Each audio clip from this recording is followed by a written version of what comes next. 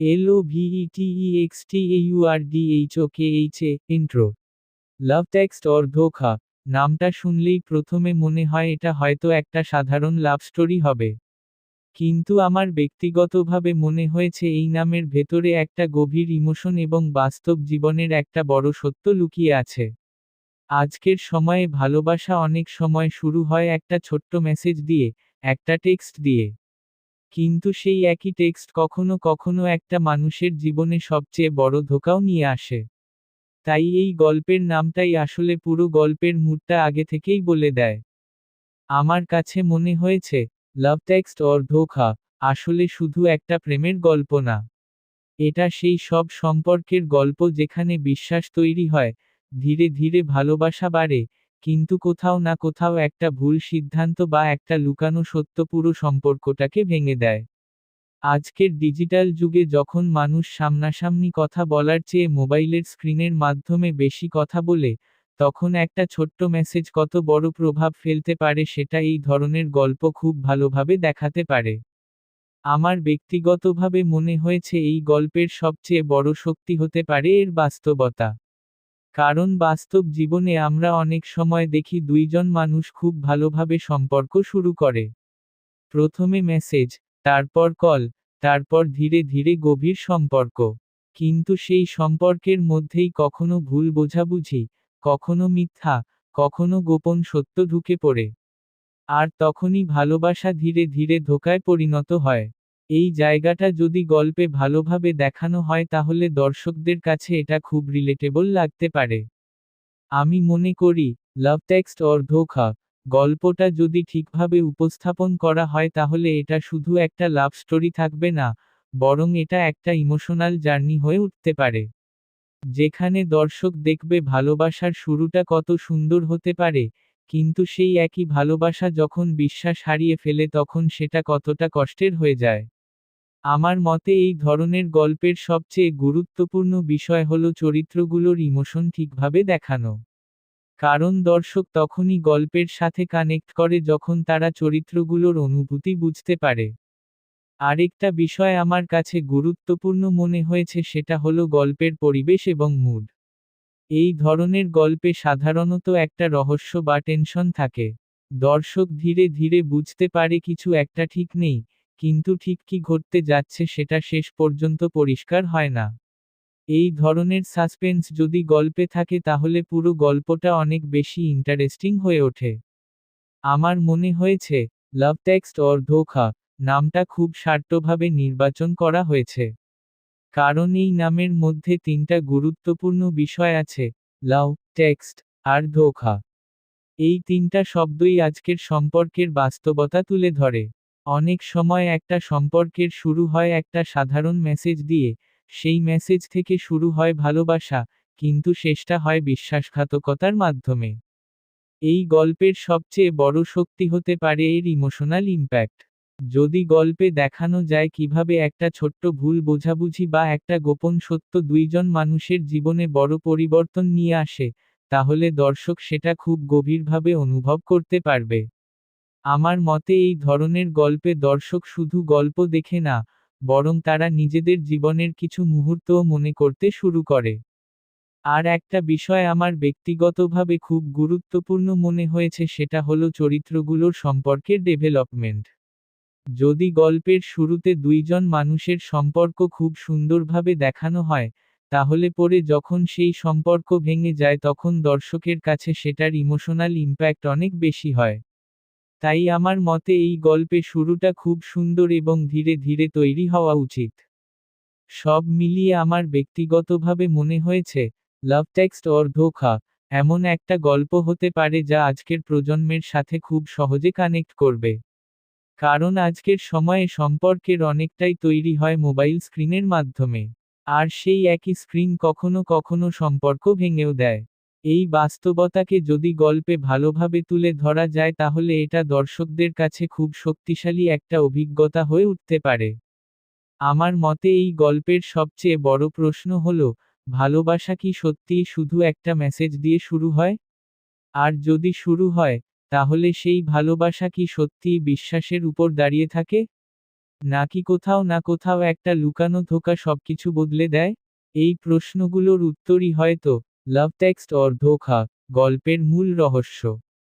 এই কারণেই আমার কাছে মনে হয়েছে এই গল্পটা শুধু একটা রোমান্টিক গল্প না, বরং এটা ভালোবাসা, বিশ্বাস, আর বিশ্বাসঘাতকতার একটা গভীর গল্প হতে পারে। আর যদি ঠিকভাবে তৈরি করা হয়, তাহলে এটা দর্শকদের মনে অনেকদিন পর্যন্ত থেকে যেতে পারে। ১. প্রোডাকশন। লাভ টেক্সট অর ধোঁকা এর প্রোডাকশন নিয়ে যদি আমার ব্যক্তিগত মতামত বলতে হয়, তাহলে প্রথমেই বলতে হয় এই ধরনের গল্প তৈরি করা খুব সহজ কাজ না। কারণ এই গল্পটা একদিকে যেমন একটা রোমান্টিক জার্নি, অন্যদিকে আবার এর ভেতরে লুকিয়ে আছে বিশ্বাসঘাতকতা, ইমোশনাল ব্রেকডাউন এবং মানুষের মনস্তত্ত্বের অনেক জটিল দিক। তাই আমার মনে হয়েছে প্রোডাকশন টিম যদি শুরু থেকেই পরিষ্কারভাবে বুঝে থাকে তারা কেমন গল্প বলতে চায়, তাহলে পুরো প্রজেক্টটা অনেক বেশি শক্তিশালী হয়ে উঠতে পারে। আমার কাছে মনে হয়েছে এই ধরনের গল্পের প্রোডাকশনে সবচেয়ে গুরুত্বপূর্ণ বিষয় হল পরিকল্পনা। কারণ যদি শুরুতেই ঠিকভাবে প্ল্যান না করা হয়, তাহলে গল্পের ইমোশন ঠিকভাবে ফুটে ওঠে না। ব্যক্তিগতভাবে আমার মনে হয়েছে লাভ টেক্সট অর ধোঁকা এর মতো গল্পে প্রোডাকশন টিমকে খুব মনোযোগ দিয়ে প্রতিটি সিন তৈরি করতে হবে। কোথায় কোন লোকেশন হবে, কোন সময়ে শুটিং করা হবে, কোন ধরনের লাইটিং ব্যবহার করা হবে, এই সব বিষয়গুলো আগে থেকেই ঠিক করা দরকার। আমার মতে ভালো প্রোডাকশন মানে শুধু ক্যামেরা চালানো না, বরং পুরো একটা দৃষ্টিভঙ্গি তৈরি করা। এই গল্পে যেহেতু টেক্সট মেসেজের মাধ্যমে সম্পর্ক তৈরি হয় এবং পরে সেই সম্পর্ক ভেঙে যায়, তাই প্রোডাকশন টিমকে সেই ডিজিটাল কমিউনিকেশনের পরিবেশটা খুব বাস্তবভাবে দেখাতে হবে। উদাহরণস্বরূপ, ফোন স্ক্রিনের ক্লোজ আপ, মেসেজ আসার মুহূর্তের ইমোশন, রাতের নিঃশব্দ পরিবেশে কারো একা বসে থাকা, এই ধরনের মুহূর্তগুলো খুব যত্ন নিয়ে তৈরি করতে হবে। আমার মনে হয়েছে এই ধরনের প্রজেক্টে বাজেট খুব বড় না হলেও সমস্যা নেই, কিন্তু পরিকল্পনা এবং সৃজনশীলতা খুব শক্তিশালী হওয়া দরকার। কারণ অনেক সময় আমরা দেখি বড় বাজেটের সিনেমাও দর্শকের মনে প্রভাব ফেলতে পারে না, আবার ছোট বাজেটের গল্পও মানুষের মনে গভীর ছাপ ফেলে। তাই আমার মতে, লাভ টেক্সট অর ধোঁকা এর প্রোডাকশনে সবচেয়ে গুরুত্বপূর্ণ বিষয় হবে গল্পের অনুভূতিকে ঠিকভাবে তুলে ধরা।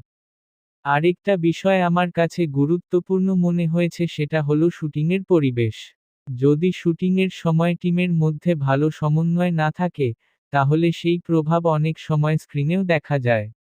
ব্যক্তিগতভাবে আমার মনে হয়েছে এই ধরনের ইমোশনাল গল্পে অভিনেতাদেরও অনেক সময় চরিত্রের ভেতরে ঢুকে কাজ করতে হয়। তাই প্রোডাকশন টিম যদি তাদেরকে সেই সুযোগ দেয় এবং শুটিংয়ের সময় একটা আরামদায়ক পরিবেশ তৈরি করে, তাহলে পারফরমেন্সও অনেক ভালো হতে পারে। আমার মনে হয়েছে এই গল্পের প্রোডাকশনে শহরের রাতের দৃশ্যগুলো খুব গুরুত্বপূর্ণ ভূমিকা রাখতে পারে। কারণ যখন দুইজন মানুষ ফোনে কথা বলে বা মেসেজ করে, তখন অনেক সময় তারা আলাদা জায়গায় থাকে কিন্তু ইমোশনালি তারা খুব কাছাকাছি থাকে।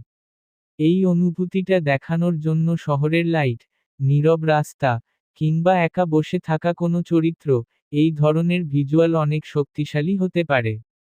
ব্যক্তিগতভাবে আমার মনে হয়েছে এই প্রজেক্টে যদি প্রোডাকশন ডিজাইন একটু স্টাইলাইজড করা হয় তাহলে সেটা গল্পের মুডকে আরও বাড়িয়ে দিতে পারে। যেমন নীল এবং বেগুনি আলো, হালকা কুয়াশা, কিংবা নিয়ন লাইটের ব্যবহার। এই ধরনের ভিজুয়াল অনেক সময় গল্পের ইমোশনকে আরও গভীর করে তোলে। আরেকটা বিষয় আমার মনে হয়েছে খুব গুরুত্বপূর্ণ সেটা হলো সময়ের ব্যবহার।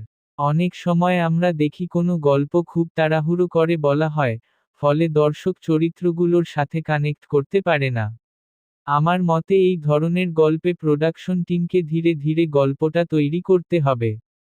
প্রথমে সম্পর্কের শুরু, তারপর বিশ্বাস তৈরি হওয়া, তারপর ধীরে ধীরে সন্দেহ তৈরি হওয়া, এই পুরো যাত্রাটা খুব ধৈর্য নিয়ে দেখাতে হবে। আমি ব্যক্তিগতভাবে মনে করি ভালো প্রোডাকশন তখনই বোঝা যায় যখন দর্শক গল্পের ভেতরে ঢুকে পড়ে। যদি দর্শক মনে করে তারা যেন ওই চরিত্রগুলোর জীবনের অংশ হয়ে গেছে, তাহলে বোঝা যায় প্রোডাকশন সফল হয়েছে। ২. PRODUCTIONCOMPANY লাভ টেক্সট অর ধোঁকা এর ক্ষেত্রে প্রোডাকশন কোম্পানির ভূমিকা আমার ব্যক্তিগতভাবে খুব গুরুত্বপূর্ণ মনে হয়েছে। কারণ একটা গল্প যত ভালোই হোক না কেন, সেটাকে বাস্তবে রূপ দেওয়ার জন্য একটা শক্তিশালী প্রোডাকশন কোম্পানি দরকার। আমার মতে প্রোডাকশন কোম্পানি শুধু অর্থ দেয় না, বরং পুরো প্রজেক্টের দিকনির্দেশনা তৈরি করে। কোন ধরনের গল্প বানানো হবে, সেটার ভিজুয়াল স্টাইল কেমন হবে, কাকে পরিচালক হিসেবে নেওয়া হবে, কাকে কাস্ট করা হবে, এই সব সিদ্ধান্তের পেছনে প্রোডাকশন কোম্পানির বড় ভূমিকা থাকে।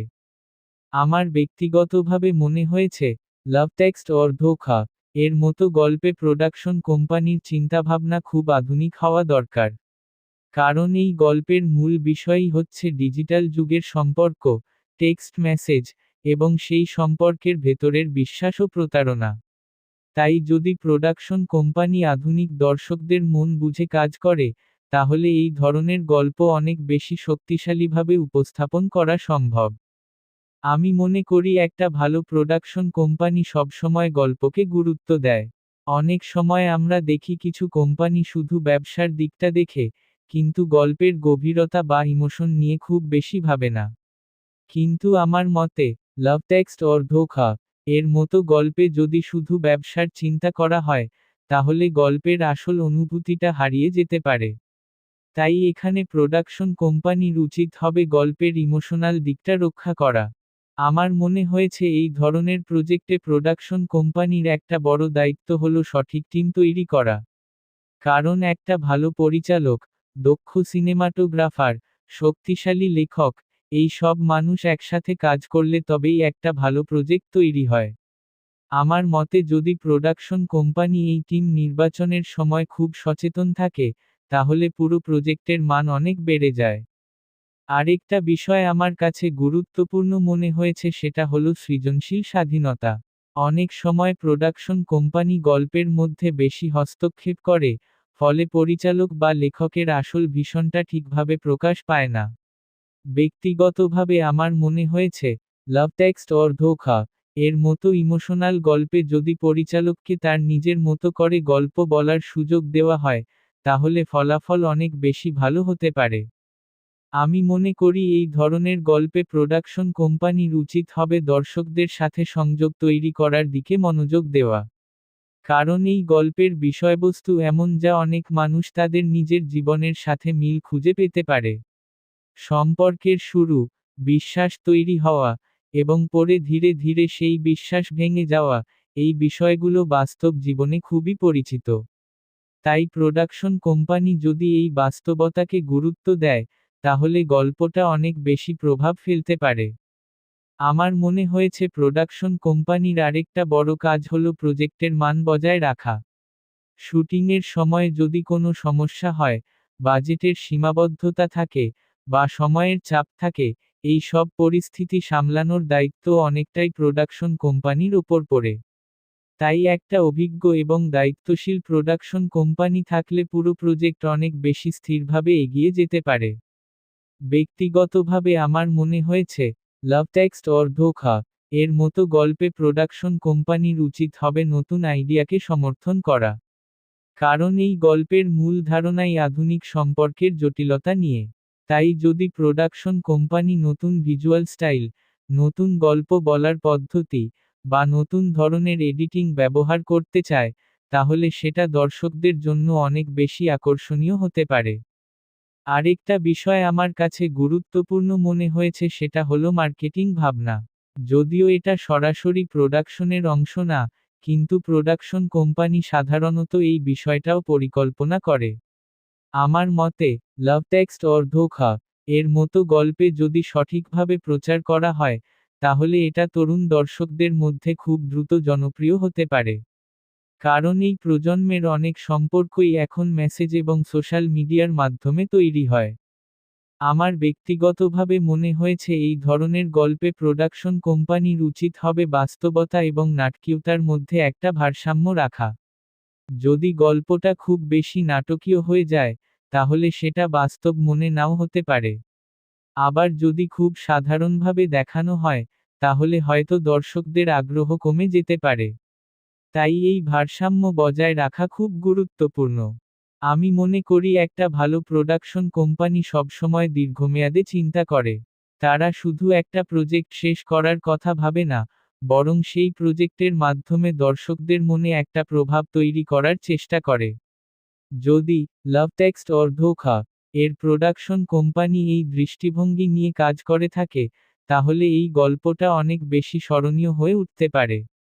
আমার কাছে মনে হয়েছে প্রোডাকশন কোম্পানি যদি প্রতিটি ছোট ছোট বিষয়ের দিকে নজর দেয়, যেমন লোকেশন নির্বাচন, সেট ডিজাইন, আলো ব্যবহার, এবং অভিনেতাদের সাথে কাজ করার পদ্ধতি, তাহলে পুরো প্রজেক্টের মান অনেক বেশি উন্নত হতে পারে। কারণ এই সব ছোট বিষয়গুলো একসাথে মিলেই একটা বড় অভিজ্ঞতা তৈরি করে।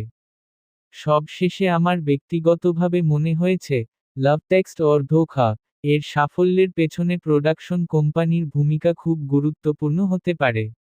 কারণ তারা যদি শুরু থেকেই গল্পের ভীষণটা পরিষ্কারভাবে বুঝে এবং সেই অনুযায়ী পুরো টিমকে পরিচালনা করে, তাহলে এই গল্পটা দর্শকদের জন্য খুব শক্তিশালী একটা অভিজ্ঞতা হয়ে উঠতে পারে।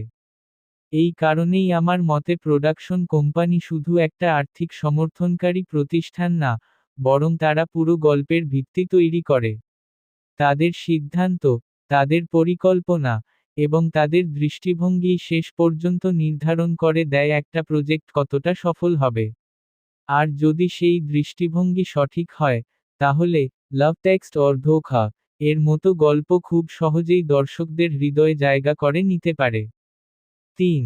ডিস্ট্রিবিউশন। লাভ টেক্সট অর ধোঁকা এর ক্ষেত্রে ডিস্ট্রিবিউশন বা বিতরণ ব্যবস্থাটা আমার ব্যক্তিগতভাবে খুব গুরুত্বপূর্ণ মনে হয়েছে। কারণ একটা গল্প যত ভালোভাবেই তৈরি করা হোক না কেন, যদি সেটাকে সঠিকভাবে দর্শকদের কাছে পৌঁছানো না যায় তাহলে সেই গল্পের আসল মূল্য অনেকটাই কমে যায়। আমার মতে ডিস্ট্রিবিউশন শুধু একটা টেকনিক্যাল বিষয় না, বরং এটা পুরো প্রজেক্টের সফলতার বড় একটা অংশ। কারণ এখানেই ঠিক হয় কোন প্ল্যাটফর্মে, কোন দর্শকের কাছে এবং কিভাবে এই গল্পটা পৌঁছাবে। আমার মনে হয়েছে, লাভ টেক্সট অর ধোঁকা এর মতো আধুনিক প্রেম এবং প্রতারণার গল্পের ক্ষেত্রে ডিস্ট্রিবিউশন স্ট্র্যাটেজি খুব স্মার্ট হওয়া দরকার।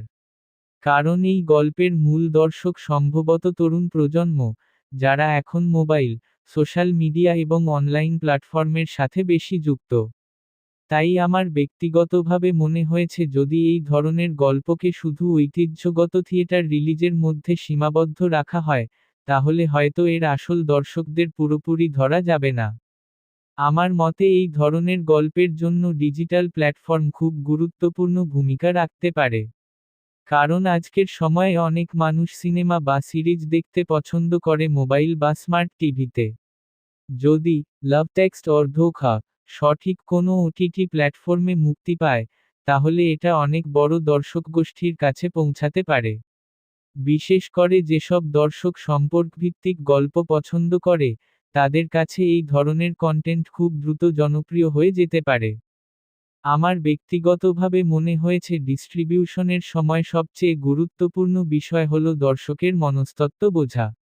কারণ প্রতিটি গল্পের জন্য আলাদা ধরনের দর্শক থাকে। লাভ টেক্সট অর ধোঁকা এর মতো গল্প সাধারণত সেই সব মানুষদের বেশি আকর্ষণ করে যারা বাস্তব জীবনের সম্পর্কের গল্প দেখতে ভালোবাসে। তাই ডিস্ট্রিবিউশন টিম যদি ঠিকভাবে এই দর্শকদের লক্ষ্য করে পরিকল্পনা করে, তাহলে গল্পটা অনেক বেশি সফল হতে পারে। আরেকটা বিষয় আমার কাছে গুরুত্বপূর্ণ মনে হয়েছে সেটা হলো রিলিজের সময়। অনেক সময় আমরা দেখি খুব ভালো গল্পও সঠিক সময়ে মুক্তি না পাওয়ার কারণে তেমন সাড়া পায় না। আমার মতে যদি এই ধরনের গল্প এমন সময়ে মুক্তি পায় যখন দর্শকরা নতুন এবং আবেগঘন গল্প খুঁজছে, তাহলে সেটার প্রভাব অনেক বেশি হতে পারে। আমি মনে করি ডিস্ট্রিবিউশন শুধু সিনেমা রিলিজ করা নয়, বরং একটা অভিজ্ঞতা তৈরি করা। দর্শকদের মধ্যে আগ্রহ তৈরি করা, ট্রেলার এবং প্রোমোর মাধ্যমে গল্পের মুড বোঝানো, এই সব বিষয়ও ডিস্ট্রিবিউশনের অংশ। আমার ব্যক্তিগতভাবে মনে হয়েছে, লাভ টেক্সট অর ধোঁকা এর মতো গল্পে যদি ট্রেলারগুলো ঠিকভাবে তৈরি করা হয়, তাহলে দর্শকদের মধ্যে অনেক কৌতূহল তৈরি হতে পারে। ৪. ডিরেক্টর। লাভ টেক্সট অর ধোঁকা এর মতো একটি গল্পে পরিচালকের ভূমিকা আমার ব্যক্তিগতভাবে সবচেয়ে গুরুত্বপূর্ণ বলে মনে হয়েছে। কারণ একটা গল্প কাগজে যেমন লেখা থাকে, পর্দায় সেটাকে জীবন্ত করে তোলার পুরো দায়িত্ব মূলত পরিচালকের ওপরই থাকে। আমার মনে হয়েছে এই ধরনের গল্পে পরিচালক যদি ইমোশন এবং বাস্তবতার মধ্যে সঠিক ভারসাম্য রাখতে পারে, তাহলে পুরো গল্পটাই অন্য মাত্রা পেয়ে যেতে পারে।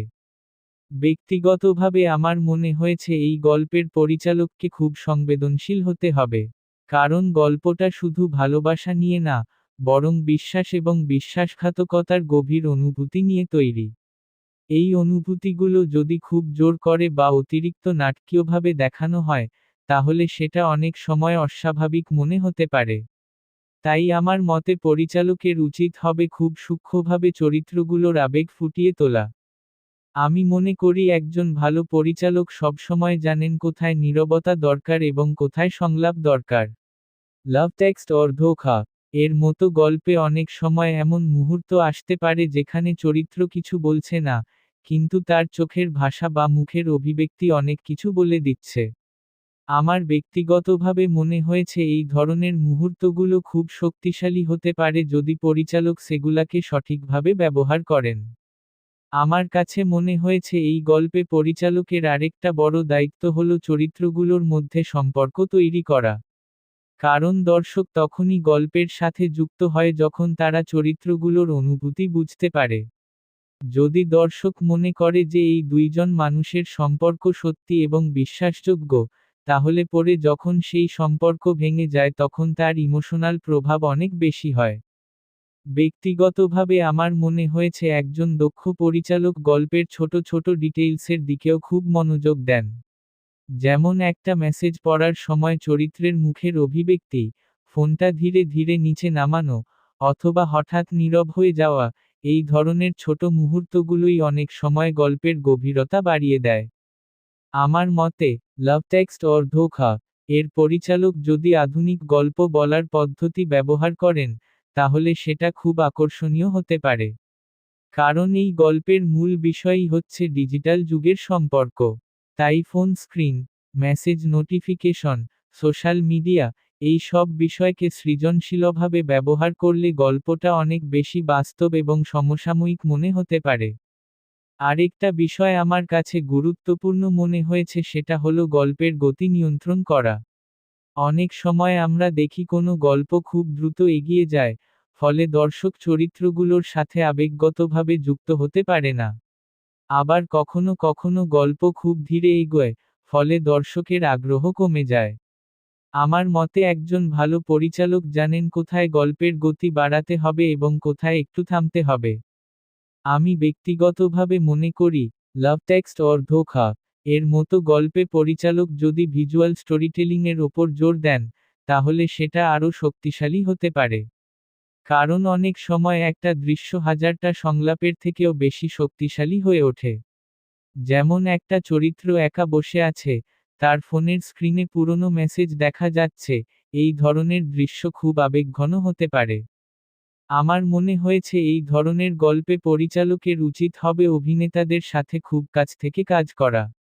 কারণ অভিনেতাদের পারফরম্যান্সই শেষ পর্যন্ত দর্শকদের মনে প্রভাব ফেলে। যদি পরিচালক তাদেরকে চরিত্রটা ভালোভাবে বুঝিয়ে দিতে পারেন এবং অভিনয়ের সময় তাদেরকে স্বাধীনতা দেন, তাহলে পারফরম্যান্স অনেক বেশি স্বাভাবিক হতে পারে। আরেকটা বিষয় আমার কাছে মনে হয়েছে খুব গুরুত্বপূর্ণ সেটা হলো ক্লাইম্যাক্স পরিচালনা করা। কারণ গল্পের শেষটাই অনেক সময় পুরো গল্পের প্রভাব নির্ধারণ করে। যদি ক্লাইম্যাক্স খুব শক্তিশালী হয়, তাহলে দর্শক পুরো গল্পটাকে অনেক বেশি মনে রাখে। আমার ব্যক্তিগতভাবে মনে হয়েছে, লাভ টেক্সট অর ধোঁকা এর পরিচালক যদি ক্লাইম্যাক্সে আবেগ এবং সত্যের মুখোমুখি হওয়ার মুহূর্তটা খুব সুন্দরভাবে দেখাতে পারেন, তাহলে সেটা দর্শকদের মনে গভীর ছাপ ফেলতে পারে। আমি মনে করি একজন ভালো পরিচালক সবসময় দর্শকের দৃষ্টিকোণ থেকে গল্পটা ভাবেন। তিনি চেষ্টা করেন দর্শক যেন প্রতিটি মুহূর্ত অনুভব করতে পারে। আমার মতে যদি লাভ টেক্সট অর ধোঁকা এর পরিচালক এই দৃষ্টিভঙ্গি নিয়ে কাজ করে থাকেন, তাহলে গল্পটা অনেক বেশি প্রভাব ফেলতে পারে। ব্যক্তিগতভাবে আমার মনে হয়েছে এই ধরনের গল্পে পরিচালকের সৃজনশীলতা খুব গুরুত্বপূর্ণ। কারণ একই ধরনের প্রেমের গল্প আমরা অনেকবার দেখেছি।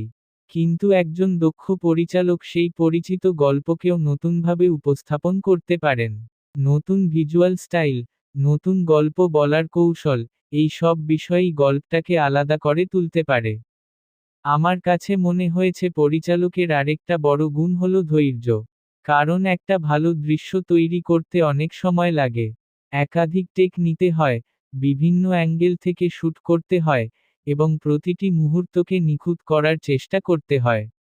যদি পরিচালক এই ধৈর্য ধরে রাখতে পারেন, তাহলে শেষ পর্যন্ত ফলাফলও ভালো হয়। সবশেষে আমার ব্যক্তিগতভাবে মনে হয়েছে, লাভ টেক্সট অর ধোঁকা এর মতো একটি গল্পের সফলতার পেছনে পরিচালকের অবদান খুব বড় হতে পারে। কারণ তিনিই সেই ব্যক্তি যিনি গল্প, অভিনয়, ক্যামেরা, সঙ্গীত, এই সবকিছুকে একসাথে মিলিয়ে একটা সম্পূর্ণ অভিজ্ঞতা তৈরি করেন।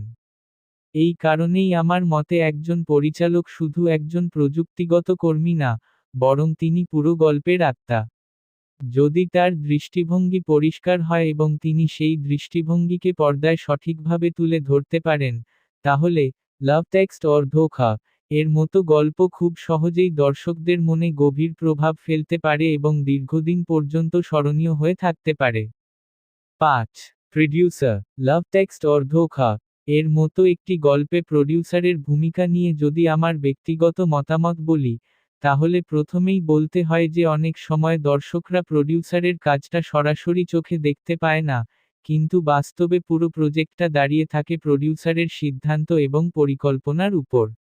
আমার কাছে মনে হয়েছে এই ধরনের গল্পের ক্ষেত্রে প্রডিউসারের চিন্তাভাবনা যদি পরিষ্কার এবং সাহসী হয়, তাহলে পুরো প্রজেক্টটাই অনেক বেশি শক্তিশালী হয়ে উঠতে পারে। আমার ব্যক্তিগতভাবে মনে হয়েছে একজন প্রডিউসার শুধু অর্থ বিনিয়োগ করেন না, বরং তিনি পুরো প্রজেক্টের ভিত্তিটা তৈরি করেন। গল্প নির্বাচন থেকে শুরু করে পরিচালক নির্বাচন, কাস্টিং, লোকেশন, বাজেট ব্যবস্থাপনা, এই সবকিছুর পেছনে প্রডিউসারের বড় ভূমিকা থাকে। লাভ টেক্সট অর ধোঁকা এর মতো গল্পে যদি প্রডিউসার শুরুতেই বুঝতে পারেন যে এই গল্পটা মানুষের বাস্তব জীবনের সাথে খুব সহজে কানেক্ট করতে পারে, তাহলে তিনি পুরো প্রজেক্টটাকে সেই দিকেই এগিয়ে নিতে পারেন। আমার মনে হয়েছে এই ধরনের গল্পের ক্ষেত্রে প্রডিউসারের সবচেয়ে বড় দায়িত্ব হলো সঠিক গল্পকে সমর্থন করা। অনেক সময় এমন হয় যে ভালো গল্প থাকা সত্ত্বেও কেউ সেটা তৈরি করতে আগ্রহ দেখায় না, কারণ তারা মনে করে এটা হয়তো খুব বড় বাণিজ্যিক সাফল্য পাবে না। কিন্তু আমার মতে একজন সাহসী প্রডিউসার সেই গল্পগুলোকেই সুযোগ দেন যেগুলো মানুষের মনে প্রভাব ফেলতে পারে। লাভ টেক্সট অর ধোঁকা এর মতো গল্পে যদি প্রডিউসার সেই সাহস দেখিয়ে থাকেন, তাহলে সেটা সত্যিই প্রশংসার যোগ্য। আমি ব্যক্তিগতভাবে মনে করি একজন ভালো প্রডিউসার সবসময় পুরো টিমের উপর বিশ্বাস রাখেন। তিনি পরিচালককে তার সৃজনশীলতা প্রকাশ করার সুযোগ দেন, লেখককে গল্পটা নিজের মতো করে বলার স্বাধীনতা দেন, এবং অভিনেতাদের চরিত্রের মধ্যে ঢুকে কাজ করার সুযোগ দেন। যদি প্রডিউসার খুব বেশি নিয়ন্ত্রণ করতে চান, তাহলে অনেক সময় সৃজনশীলতার জায়গাটা ছোট হয়ে যায়। তাই আমার মনে হয়েছে, লাভ টেক্সট অর ধোঁকা এর ক্ষেত্রে যদি প্রডিউসার টিমের উপর আস্থা রাখেন, তাহলে সেটা পুরো প্রজেক্টের জন্য ভালো হতে পারে। আরেকটা বিষয় আমার কাছে গুরুত্বপূর্ণ মনে হয়েছে সেটা হলো বাজেট ব্যবস্থাপনা। কারণ একটা প্রজেক্টে কত টাকা খরচ হবে, কোথায় খরচ হবে, এবং কিভাবে সেই বাজেটকে সঠিকভাবে ব্যবহার করা হবে, এই সব সিদ্ধান্ত প্রডিউসারের মাধ্যমেই নেওয়া হয়। আমার মতে, লাভ টেক্সট অর ধোঁকা এর মতো গল্পে খুব বড় বাজেটের দরকার না হলেও সঠিক জায়গায় সঠিক বিনিয়োগ খুব গুরুত্বপূর্ণ। যেমন ভালো লোকেশন, দক্ষ টেকনিক্যাল টিম, এবং মানসম্মত পোস্ট প্রোডাকশন, এই সব বিষয়গুলোতে যদি প্রডিউসার গুরুত্ব দেন, তাহলে পুরো প্রজেক্টের মান অনেক বেড়ে যায়। আমার মনে হয়েছে প্রডিউসারের আরেকটা বড় কাজ হলো সমস্যার সমাধান করা। শুটিংয়ের সময় অনেক ধরনের সমস্যা হতে পারে, সময়সূচি বদলে যাওয়া, আবহাওয়ার সমস্যা, বা টেকনিক্যাল সমস্যা। ৬. EXECUTIVEPRODUCER লাভ টেক্সট অর ধোঁকা এর মতো একটি গল্পের ক্ষেত্রে এক্সিকিউটিভ প্রডিউসারের ভূমিকা নিয়ে কথা বলতে গেলে আমার ব্যক্তিগতভাবে মনে হয়েছে এই পদটা অনেক সময় দর্শকদের কাছে খুব স্পষ্টভাবে ধরা পড়ে না। কিন্তু বাস্তবে একটা প্রজেক্টের ভেতরে এই দায়িত্বটা খুব গুরুত্বপূর্ণ। কারণ এক্সিকিউটিভ প্রডিউসার সাধারণত সেই ব্যক্তি যিনি পুরো প্রজেক্টের বড় দিকগুলো নজরে রাখেন এবং নিশ্চিত করেন যে সবকিছু ঠিকভাবে এগিয়ে যাচ্ছে। আমার কাছে মনে হয়েছে, লাভ টেক্সট অর ধোঁকা এর মতো একটি ইমোশনাল এবং আধুনিক সম্পর্কভিত্তিক গল্পে এক্সিকিউটিভ প্রডিউসারের কাজ অনেকটা একজন পর্যবেক্ষকের মতো। তিনি সরাসরি প্রতিটি দৃশ্য পরিচালনা করেন না, কিন্তু পুরো প্রজেক্টের উপর একটা নজর রাখেন। কোথাও কোনো সমস্যা হচ্ছে কিনা, বাজেট ঠিকভাবে ব্যবহার হচ্ছে কিনা, শুটিং সময়মতো এগোচ্ছে কিনা, এই সব বিষয়গুলো তার দায়িত্বের মধ্যে পড়ে। ব্যক্তিগতভাবে আমার মনে হয়েছে এই ধরনের গল্পে এক্সিকিউটিভ প্রডিউসারের অন্যতম বড় দায়িত্ব হল প্রজেক্টের ভিশনকে ঠিক রাখা। কারণ একটা গল্প শুরু করার সময় যেই লক্ষ্য বা ভাবনা থাকে, মাঝপথে অনেক সময় সেটা পরিবর্তিত হতে পারে। কিন্তু একজন দক্ষ এক্সিকিউটিভ প্রডিউসার চেষ্টা করেন সেই মূল ভাবনাটা যেন হারিয়ে না যায়। লাভ টেক্সট অর ধোঁকা এর ক্ষেত্রে যদি সেই মূল ভাবনাটা থাকে আধুনিক সম্পর্কের বাস্তবতা এবং আবেগের গভীরতা তুলে ধরা, তাহলে সেটাকে পুরো প্রজেক্ট জুড়ে বজায় রাখা খুব গুরুত্বপূর্ণ। আমার মনে হয়েছে এই পদে থাকা মানুষটাকে খুব অভিজ্ঞ এবং বিচক্ষণ হতে হয়। কারণ তাকে অনেক সময় বড় সিদ্ধান্ত নিতে হয়। যেমন কখনো বাজেট বাড়ানোর দরকার হতে পারে, কখনো শুটিংয়ের পরিকল্পনা পরিবর্তন করতে হতে পারে, আবার কখনো পুরো টিমকে নতুনভাবে সংগঠিত করতে হতে পারে।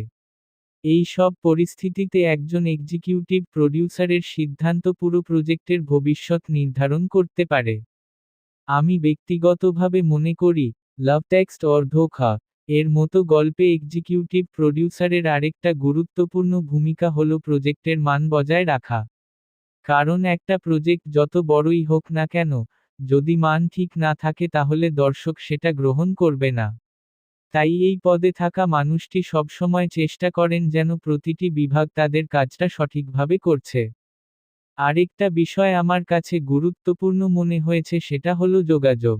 একটা বড় প্রজেক্টে অনেক মানুষ একসাথে কাজ করে, পরিচালক, প্রডিউসার, অভিনেতা, টেকনিক্যাল টিম।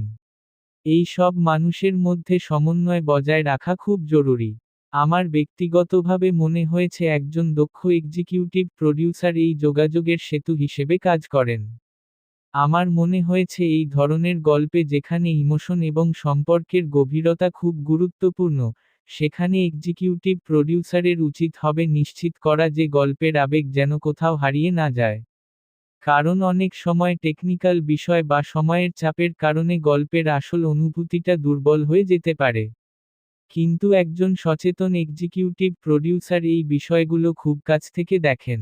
ব্যক্তিগতভাবে আমার মনে হয়েছে এই পদে থাকা মানুষটির আরেকটা বড় গুণ হল ধৈর্য এবং দূরদৃষ্টি। কারণ একটা প্রজেক্ট তৈরি করা অনেক সময় দীর্ঘ প্রক্রিয়া। শুরুতে সবকিছু সহজ মনে হলেও মাঝপথে অনেক চ্যালেঞ্জ আসে। তখন একজন অভিজ্ঞ এক্সিকিউটিভ প্রডিউসার সেই চ্যালেঞ্জগুলো সামলে পুরো টিমকে এগিয়ে নিয়ে যান। আমি মনে করি, লাভ টেক্সট অর ধোঁকা এর মতো গল্পে এক্সিকিউটিভ প্রডিউসারের আরেকটা বড় কাজ হলো গল্পের বাণিজ্যিক সম্ভাবনাও বোঝা। কারণ শেষ পর্যন্ত একটা প্রজেক্টকে সফল হতে হলে দর্শকদের কাছে পৌঁছাতে হবে। তাই গল্পের সৃজনশীল দিকের পাশাপাশি বাজারের বাস্তবতাও বুঝতে হয়।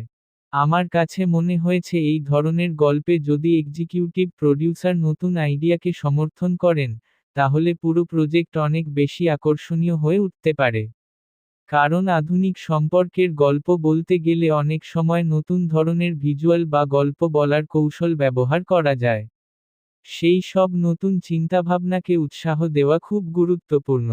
ব্যক্তিগতভাবে আমার মনে হয়েছে এই পদে থাকা মানুষটি অনেকটা একজন অভিভাবকের মতো। তিনি সরাসরি প্রতিটি কাজ না করলেও পুরো প্রজেক্টের উপর একটা দায়িত্বশীল নজর রাখেন। কোথাও কোনো সমস্যা হলে তিনি সেটার সমাধান খুঁজে বের করার চেষ্টা করেন। আরেকটা বিষয় আমার কাছে মনে হয়েছে খুব গুরুত্বপূর্ণ সেটা হলো প্রজেক্টের ধারাবাহিকতা বজায় রাখা। কারণ অনেক সময় বিভিন্ন বিভাগ আলাদা আলাদাভাবে কাজ করে। কিন্তু একজন এক্সিকিউটিভ প্রডিউসার নিশ্চিত করেন যেন সব বিভাগ একসাথে মিলিত হয়ে একই লক্ষ্য নিয়ে এগিয়ে যায়। আমার মতে, লাভ টেক্সট অর ধোঁকা এর মতো গল্পে যদি এক্সিকিউটিভ প্রডিউসার শুরু থেকেই প্রজেক্টের প্রতি নিবেদিত থাকেন, তাহলে সেটা পুরো টিমের জন্য বড় একটা শক্তি হয়ে দাঁড়ায়। কারণ তখন সবাই জানে যে প্রজেক্টের পেছনে এমন একজন মানুষ আছেন যিনি সবকিছু নজরে রাখছেন।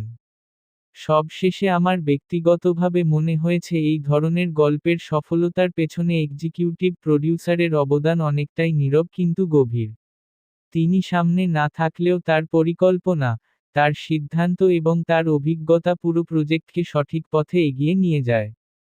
এই কারণেই আমার মতে একজন এক্সিকিউটিভ প্রডিউসার শুধু প্রশাসনিক দায়িত্ব পালন করেন না, বরং তিনি পুরো প্রজেক্টের স্থিতিশীলতা এবং গুণগত মান বজায় রাখার একটি গুরুত্বপূর্ণ স্তম্ভ হয়ে থাকেন।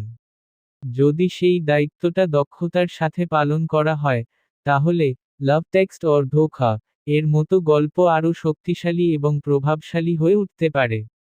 ৭. স্ক্রিনপ্লে। লাভ টেক্সট অর ধোঁকা এর ক্ষেত্রে স্ক্রিনপ্লে বা চিত্রনাট্য নিয়ে যদি আমার ব্যক্তিগত মতামত বলতে হয়, তাহলে আমি প্রথমেই বলবো যে এই ধরনের গল্পের আসল শক্তিটাই স্ক্রিনপ্লের মধ্যে লুকিয়ে থাকে। কারণ একটা গল্পের আইডিয়া যতই ভালো হোক না কেন, যদি সেই আইডিয়াকে সঠিকভাবে সাজিয়ে উপস্থাপন করা না যায়, তাহলে সেটা দর্শকের কাছে ঠিকভাবে পৌঁছায় না। তাই আমার কাছে মনে হয়েছে এই গল্পের স্ক্রিনপ্লে খুব গুরুত্বপূর্ণ একটি অংশ।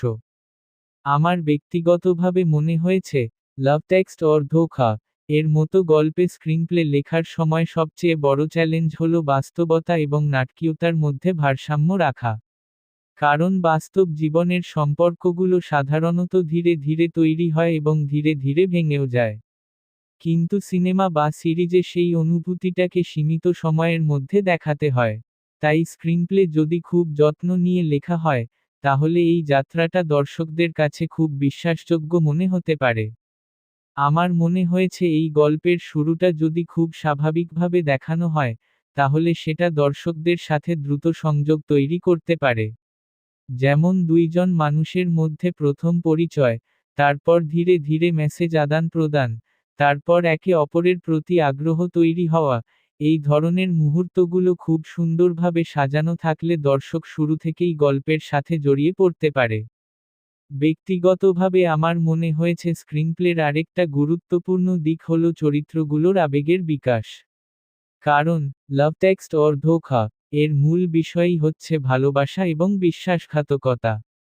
তাই এই দুই অনুভূতির পরিবর্তনটা ধীরে ধীরে এবং খুব সূক্ষ্মভাবে দেখানো দরকার। যদি হঠাৎ করে গল্পে বড় পরিবর্তন আসে, তাহলে সেটা অনেক সময় অস্বাভাবিক মনে হতে পারে। আমার কাছে মনে হয়েছে স্ক্রিনপ্লে যদি এমনভাবে লেখা হয় যেখানে প্রতিটি দৃশ্যের একটা স্পষ্ট উদ্দেশ্য থাকে, তাহলে পুরো গল্পটা অনেক বেশি শক্তিশালী হয়ে ওঠে। প্রতিটি দৃশ্য যেন গল্পকে একটু একটু করে সামনে এগিয়ে নিয়ে যায়। এমন কোনো দৃশ্য না থাকে যা শুধু সময় পূরণ করার জন্য রাখা হয়েছে। আমি ব্যক্তিগতভাবে মনে করি এই গল্পে ফোন মেসেজ এবং ডিজিটাল কমিউনিকেশনের ব্যবহার স্ক্রিনপ্লের একটি বড় অংশ হতে পারে। কারণ এই গল্পের নামেই টেক্সট শব্দটা আছে। তাই মেসেজের মাধ্যমে সম্পর্ক তৈরি হওয়া, ভুল বোঝাবুঝি হওয়া, কিংবা কোনো গোপন সত্য প্রকাশ পাওয়া, এই সব বিষয়গুলো খুব সৃজনশীলভাবে দেখানো যেতে পারে। আমার মনে হয়েছে স্ক্রিনপ্লেতে যদি কিছু সাসপেন্স রাখা যায়, তাহলে দর্শকদের আগ্রহ অনেক বেশি বাড়তে পারে। যেমন শুরুতে সবকিছু খুব সুন্দর মনে হচ্ছে, কিন্তু ধীরে ধীরে কিছু অস্বাভাবিক বিষয় সামনে আসছে। দর্শক বুঝতে পারছে কিছু একটা ঠিক নেই, কিন্তু ঠিক কি ঘটতে যাচ্ছে সেটা তারা শেষ পর্যন্ত জানতে পারছে না। এই ধরনের গঠন অনেক সময় গল্পকে আরও আকর্ষণীয় করে তোলে। ব্যক্তিগতভাবে আমার মনে হয়েছে স্ক্রিনপ্লের আরেকটা বড় শক্তি হতে পারে সংলাপ এবং নীরবতার ভারসাম্য। অনেক সময় আমরা দেখি কোনো চরিত্র খুব বেশি কথা বলে, ফলে দৃশ্যটা ভারী হয়ে যায়। ৮. স্টোরি। লাভ টেক্সট অর ধোঁকা এর স্টোরি নিয়ে আমার ব্যক্তিগত মতামত বলতে গেলে প্রথমেই বলতে হয় এই ধরনের গল্পের সবচেয়ে বড় শক্তি হচ্ছে এর বাস্তবতা। কারণ আজকের সময়ে অনেক সম্পর্কই শুরু হয় একটি ছোট্ট টেক্সট মেসেজ দিয়ে। একটা হাই বা হ্যালো থেকেই অনেক সময় একটি নতুন সম্পর্ক তৈরি হয়। কিন্তু একই সাথে এই ডিজিটাল যোগাযোগের মধ্যেই অনেক সময় ভুল বোঝাবুঝি, সন্দেহ এবং শেষ পর্যন্ত ধোঁকার ঘটনাও ঘটে। তাই আমার কাছে মনে হয়েছে এই গল্পের ধারণাটা বর্তমান সময়ের সাথে খুব গভীরভাবে যুক্ত।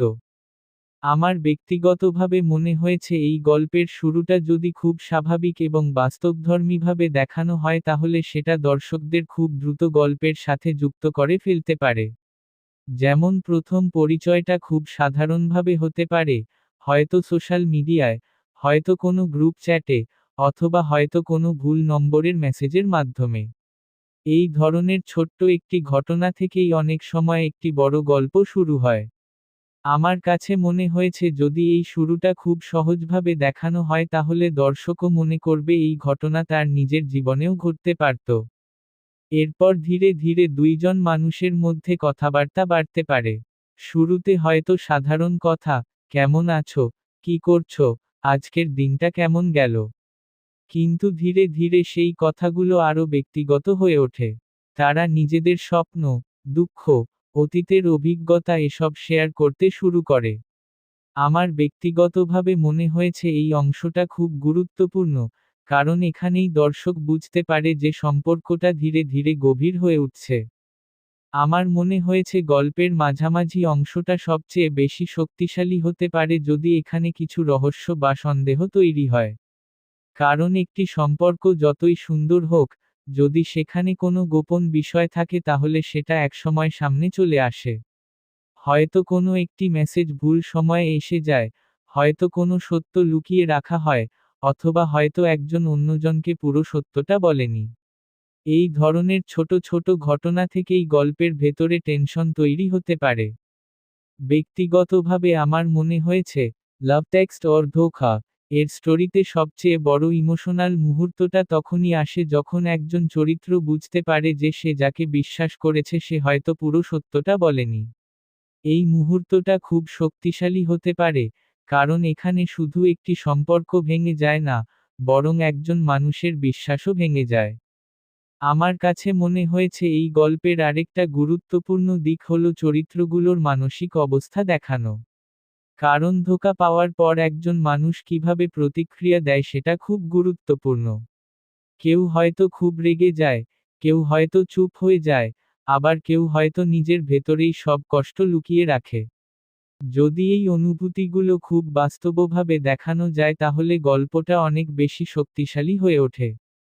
আমার ব্যক্তিগতভাবে মনে হয়েছে এই গল্পে একটা বড় প্রশ্ন থাকতে পারে, ভালোবাসা কি সত্যিই এত সহজে তৈরি হয়? আর যদি তৈরি হয়, তাহলে সেটা কি সত্যিই এত সহজে ভেঙে যেতে পারে? এই প্রশ্নগুলো গল্পের ভেতরে খুব গভীরভাবে কাজ করতে পারে। আমার মনে হয়েছে স্টোরির আরেকটা গুরুত্বপূর্ণ দিক হলো বিশ্বাস। কারণ একটি সম্পর্ক টিকে থাকার জন্য সবচেয়ে বড় বিষয় হচ্ছে বিশ্বাস। যদি সেই বিশ্বাস একবার ভেঙে যায়, তাহলে সম্পর্কটা আগের মতো থাকে না। লাভ টেক্সট অর ধোঁকা এর গল্পে যদি এই বিশ্বাস ভাঙার মুহূর্তটা খুব শক্তিশালীভাবে দেখানো হয়, তাহলে সেটা দর্শকদের মনে অনেক বড় প্রভাব ফেলতে পারে।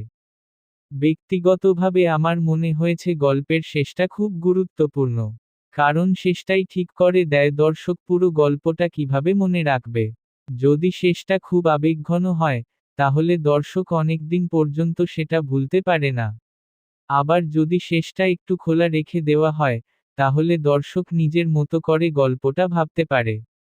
আমার কাছে মনে হয়েছে, লাভ টেক্সট অর ধোঁকা এর স্টোরির আরেকটা শক্তি হতে পারে এর বাস্তব বার্তা। কারণ এই গল্পের মাধ্যমে একটা বিষয় খুব পরিষ্কারভাবে দেখানো যায়, ডিজিটাল যুগে সম্পর্ক তৈরি করা খুব সহজ, কিন্তু সেই সম্পর্ককে সৎভাবে ধরে রাখা অনেক কঠিন। ব্যক্তিগতভাবে আমার মনে হয়েছে এই গল্পের সবচেয়ে বড় সাফল্য তখনই হবে যখন দর্শক গল্পটা দেখে নিজের জীবনের কিছু মুহূর্ত মনে করতে শুরু করবে। হয়তো তারা ভাববে তাদের জীবনে এমন কিছু ঘটেছিল, অথবা তারা কাউকে এমন পরিস্থিতিতে দেখেছে। আমার মতে এই ধরনের গল্পের সবচেয়ে বড় শক্তি হলো এর সরলতা। এখানে বড় বড় অ্যাকশন বা ভিজুয়াল এফেক্টের দরকার নেই। শুধু দুইজন মানুষের অনুভূতি, তাদের কথোপকথন, এবং তাদের মধ্যে তৈরি হওয়া বিশ্বাস ও ভাঙ্গনের গল্পই পুরো বিষয়টাকে শক্তিশালী করে তুলতে পারে। সবশেষে আমার ব্যক্তিগতভাবে মনে হয়েছে, লাভ টেক্সট অর ধোঁকা এর স্টোরি যদি খুব সৎ এবং বাস্তবভাবে বলা হয়, তাহলে এটা দর্শকদের মনে গভীর প্রভাব ফেলতে পারে। কারণ এই গল্প শুধু একটি প্রেমের গল্প না, বরং এটা মানুষের বিশ্বাস, আবেগ এবং সম্পর্কের জটিলতার গল্প।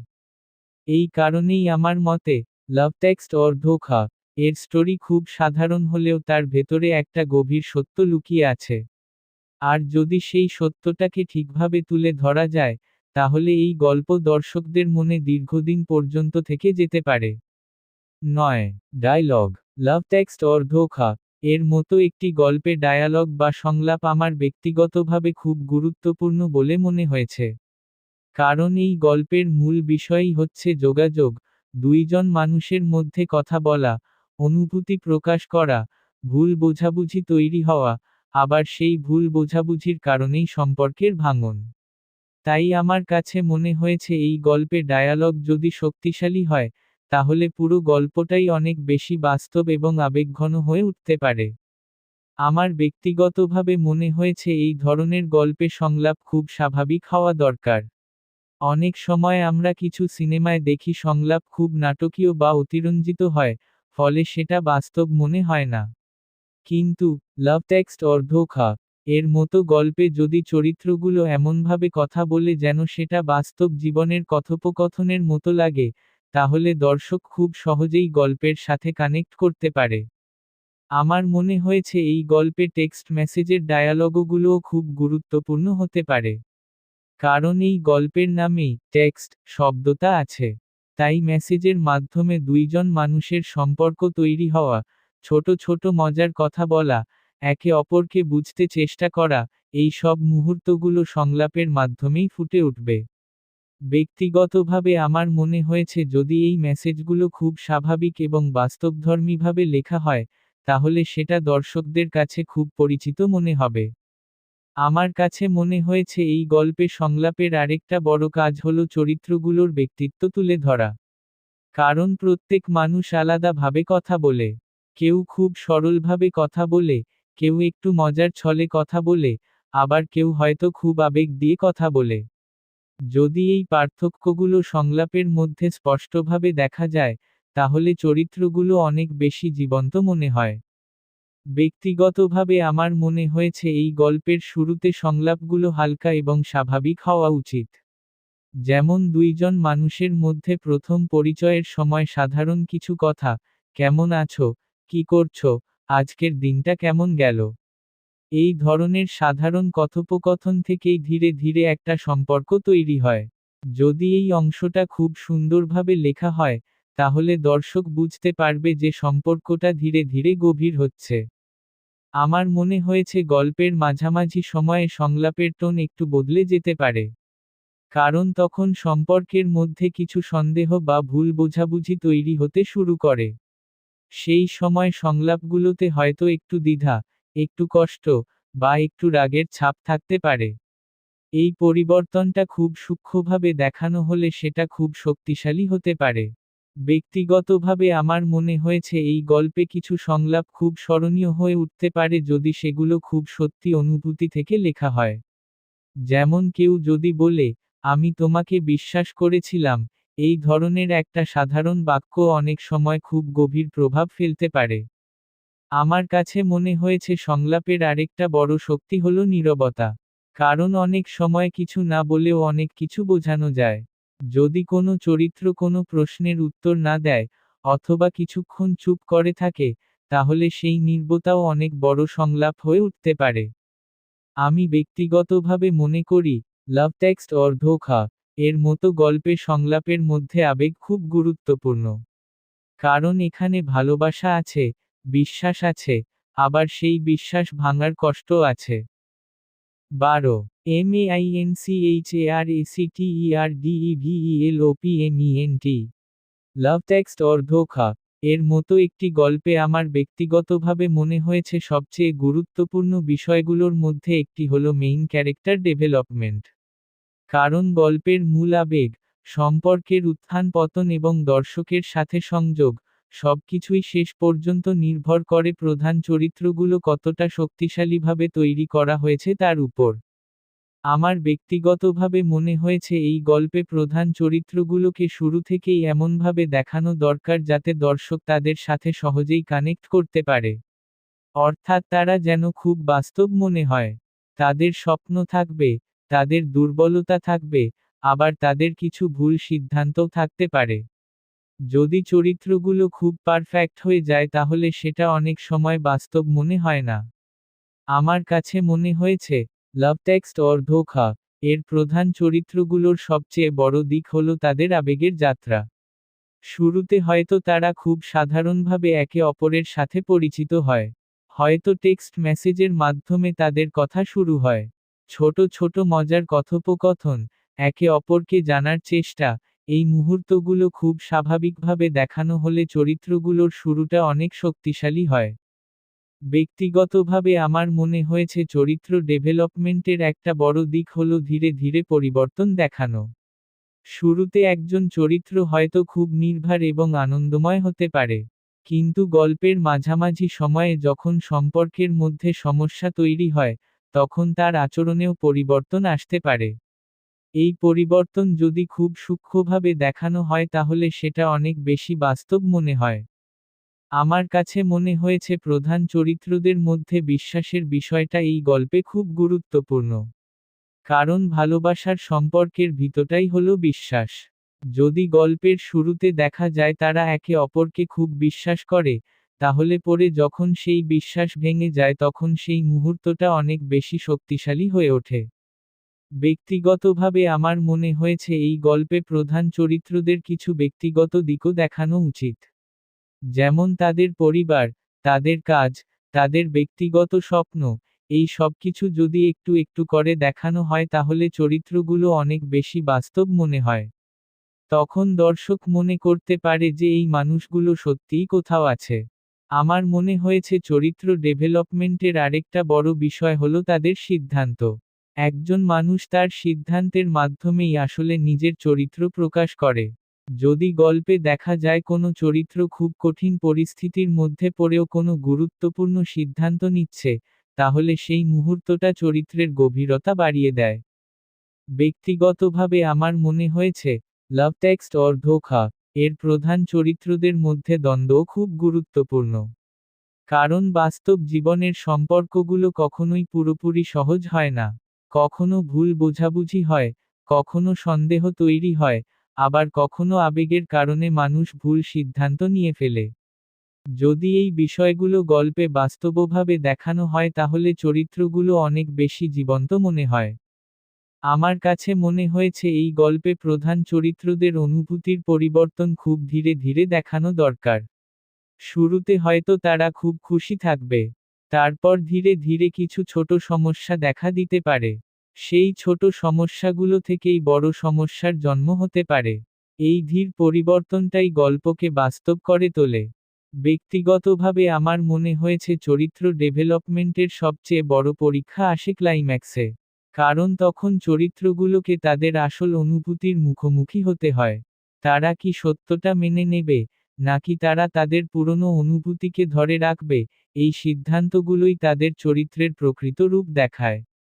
আমার মনে হয়েছে এই গল্পে যদি প্রধান চরিত্ররা নিজেদের ভুল বুঝতে পারে, তাহলে সেটা খুব শক্তিশালী একটি মুহূর্ত হতে পারে। কারণ বাস্তব জীবনে মানুষ অনেক সময় ভুল করে, কিন্তু সেই ভুল বুঝতে পারাটাই আসল শিক্ষা।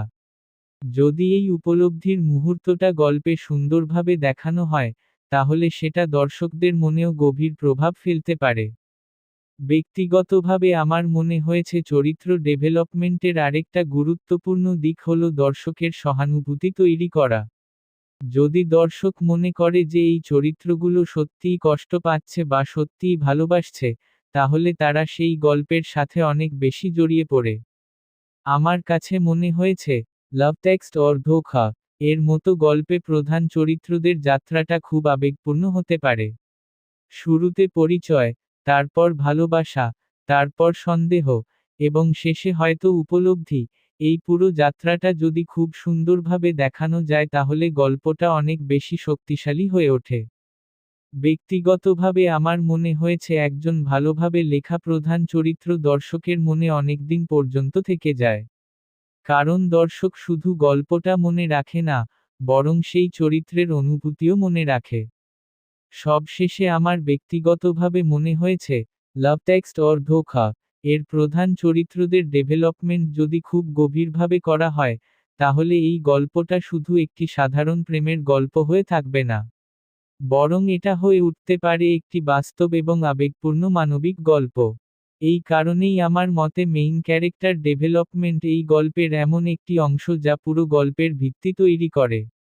যদি এই ভিত্তিটা শক্তিশালী হয়, তাহলে পুরো গল্পটাই অনেক বেশি প্রভাবশালী হয়ে ওঠে এবং দর্শকদের মনে দীর্ঘদিন পর্যন্ত থেকে যেতে পারে। 13. SUPPORTINGCHARACTERS লাভ টেক্সট অর ধোঁকা এর মতো একটি গল্পে আমার ব্যক্তিগতভাবে মনে হয়েছে যে শুধুমাত্র মেইন চরিত্রগুলোর উপর পুরো গল্প দাঁড়িয়ে থাকে না। বরং অনেক সময় পার্শ্ব চরিত্র বা সাপোর্টিং ক্যারেক্টার্সরাই গল্পকে আরও বাস্তব, আরও গভীর এবং আরও আকর্ষণীয় করে তোলে।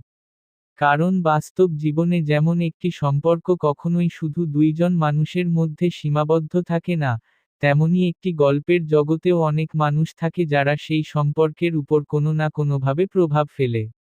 আমার ব্যক্তিগতভাবে মনে হয়েছে এই গল্পে সাপোর্টিং চরিত্রগুলোকে খুব হালকাভাবে নেওয়া উচিত নয়। কারণ অনেক সময় একটি ছোট চরিত্রও পুরো গল্পের আবেগকে বদলে দিতে পারে। যেমন কোনো বন্ধুর একটি পরামর্শ, পরিবারের কারো একটি মন্তব্য, অথবা কোনো সহকর্মীর একটি সন্দেহ, এই ছোট ছোট বিষয়গুলোই অনেক বড় প্রভাব ফেলতে পারে মূল চরিত্রদের জীবনে। আমার কাছে মনে হয়েছে এই গল্পে বন্ধুর চরিত্রগুলো খুব গুরুত্বপূর্ণ হতে পারে। কারণ বাস্তব জীবনে মানুষ যখন প্রেমে পড়ে বা কোনো সম্পর্কে জড়ায়, তখন সে প্রায়ই তার বন্ধুদের সাথে সেই বিষয় নিয়ে কথা বলে। বন্ধুদের সাথে মজা করা, তাদের কাছে নিজের অনুভূতি প্রকাশ করা, অথবা কোনো সমস্যার সময় তাদের কাছ থেকে পরামর্শ নেওয়া, এই সব মুহূর্ত গল্পটাকে অনেক বেশি বাস্তব করে তোলে। ব্যক্তিগতভাবে আমার মনে হয়েছে সাপোর্টিং চরিত্রদের মধ্যে একজন এমন বন্ধু থাকতে পারে যে সব সময় মেইন চরিত্রকে সমর্থন করে।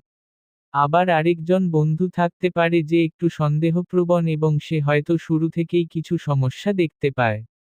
এই দুই ধরনের দৃষ্টিভঙ্গি গল্পের মধ্যে একটি ভারসাম্য তৈরি করতে পারে। আমার কাছে মনে হয়েছে পরিবারের সদস্যরাও এই গল্পে গুরুত্বপূর্ণ ভূমিকা পালন করতে পারে। কারণ একটি সম্পর্ক অনেক সময় পরিবারের অনুমোদন বা সমর্থনের উপর নির্ভর করে। যদি গল্পে দেখা যায় কোনো চরিত্র তার পরিবারের সাথে তার সম্পর্কের কথা শেয়ার করছে, তাহলে সেটা সেই চরিত্রকে আরও বাস্তব করে তোলে।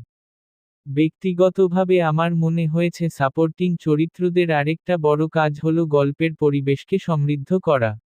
যদি পুরো গল্পে শুধু দুইজন মানুষই থাকে, তাহলে সেটা অনেক সময় একটু সীমাবদ্ধ মনে হতে পারে। কিন্তু যখন চারপাশে আরও কিছু চরিত্র থাকে, তখন গল্পের জগৎটা অনেক বড় এবং বাস্তব মনে হয়। আমার মনে হয়েছে এই গল্পে কোনো একটি সাপোর্টিং চরিত্র হয়তো গল্পের একটি গুরুত্বপূর্ণ মোড় তৈরি করতে পারে। যেমন কেউ হয়তো এমন একটি তথ্য জানায় যা মূল চরিত্রদের মধ্যে ভুল বোঝাবুঝি তৈরি করে। আবার কেউ হয়তো সেই ভুল বোঝাবুঝি দূর করার চেষ্টা করে। এই ধরনের ভূমিকা গল্পকে আরও নাটকীয় এবং আকর্ষণীয় করে তোলে। ব্যক্তিগতভাবে আমার মনে হয়েছে সাপোর্টিং চরিত্রদের সংলাপও খুব গুরুত্বপূর্ণ। কারণ তাদের কথাবার্তার মাধ্যমেই অনেক সময় মূল চরিত্রদের মানসিক অবস্থা বোঝা যায়। যদি তারা খুব স্বাভাবিকভাবে কথা বলে এবং তাদের নিজস্ব ব্যক্তিত্ব থাকে, তাহলে পুরো গল্পটা অনেক বেশি জীবন্ত হয়ে ওঠে।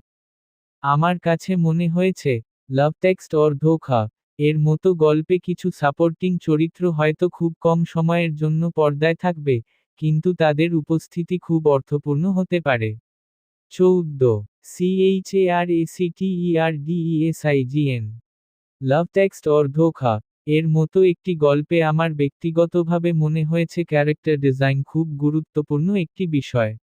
অনেক সময় আমরা সিনেমা বা সিরিজ দেখার সময় শুধু গল্প বা অভিনয়ের দিকে মনোযোগ দিই, কিন্তু চরিত্রগুলোকে কিভাবে তৈরি করা হয়েছে, তাদের ব্যক্তিত্ব, তাদের আচরণ, তাদের বাহ্যিক স্টাইল, এই সবকিছুই আসলে ক্যারেক্টার ডিজাইনের অংশ।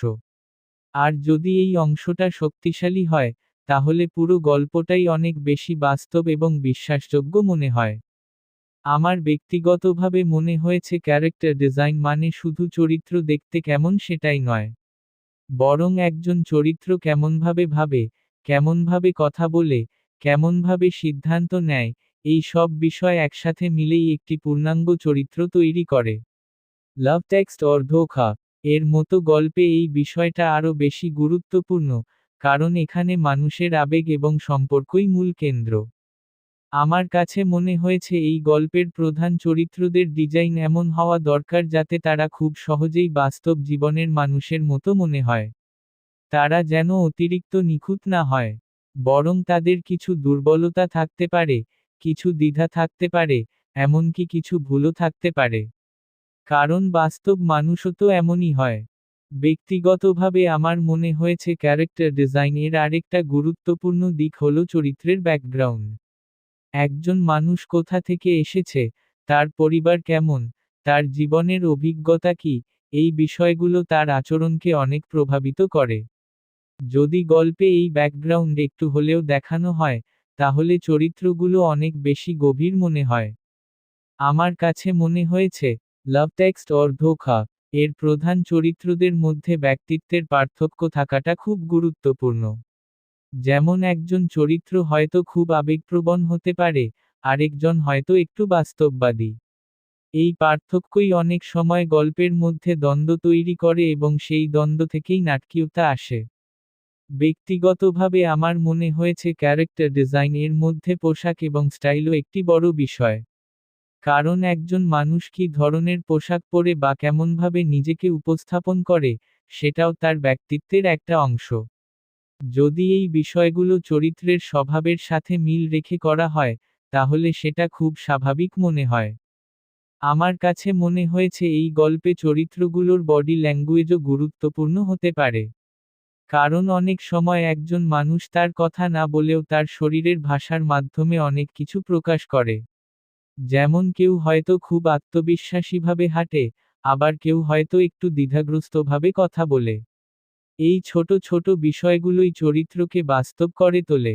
ব্যক্তিগতভাবে আমার মনে হয়েছে ক্যারেক্টার ডিজাইন এর আরেকটা গুরুত্বপূর্ণ দিক হল চরিত্রের মানসিক পরিবর্তন। একজন চরিত্র গল্পের শুরুতে যেমন ছিল, শেষে হয়তো সে আর তেমন থাকে না। তার অভিজ্ঞতা, তার কষ্ট, তার উপলব্ধি, এই সবকিছুই তাকে বদলে দেয়। যদি এই পরিবর্তনটা সুন্দরভাবে দেখানো হয়, তাহলে চরিত্রটা অনেক বেশি জীবন্ত মনে হয়। আমার কাছে মনে হয়েছে, লাভ টেক্সট অর ধোঁকা এর মতো গল্পে চরিত্রদের মধ্যে আবেগের গভীরতা খুব গুরুত্বপূর্ণ। কারণ এখানে ভালোবাসা আছে, বিশ্বাস আছে, আবার সেই বিশ্বাস ভেঙে যাওয়ার কষ্ট আছে। যদি চরিত্রগুলো এই আবেগগুলোকে সত্যিকারেরভাবে প্রকাশ করতে পারে, তাহলে দর্শকও সেই অনুভূতির সাথে যুক্ত হতে পারে।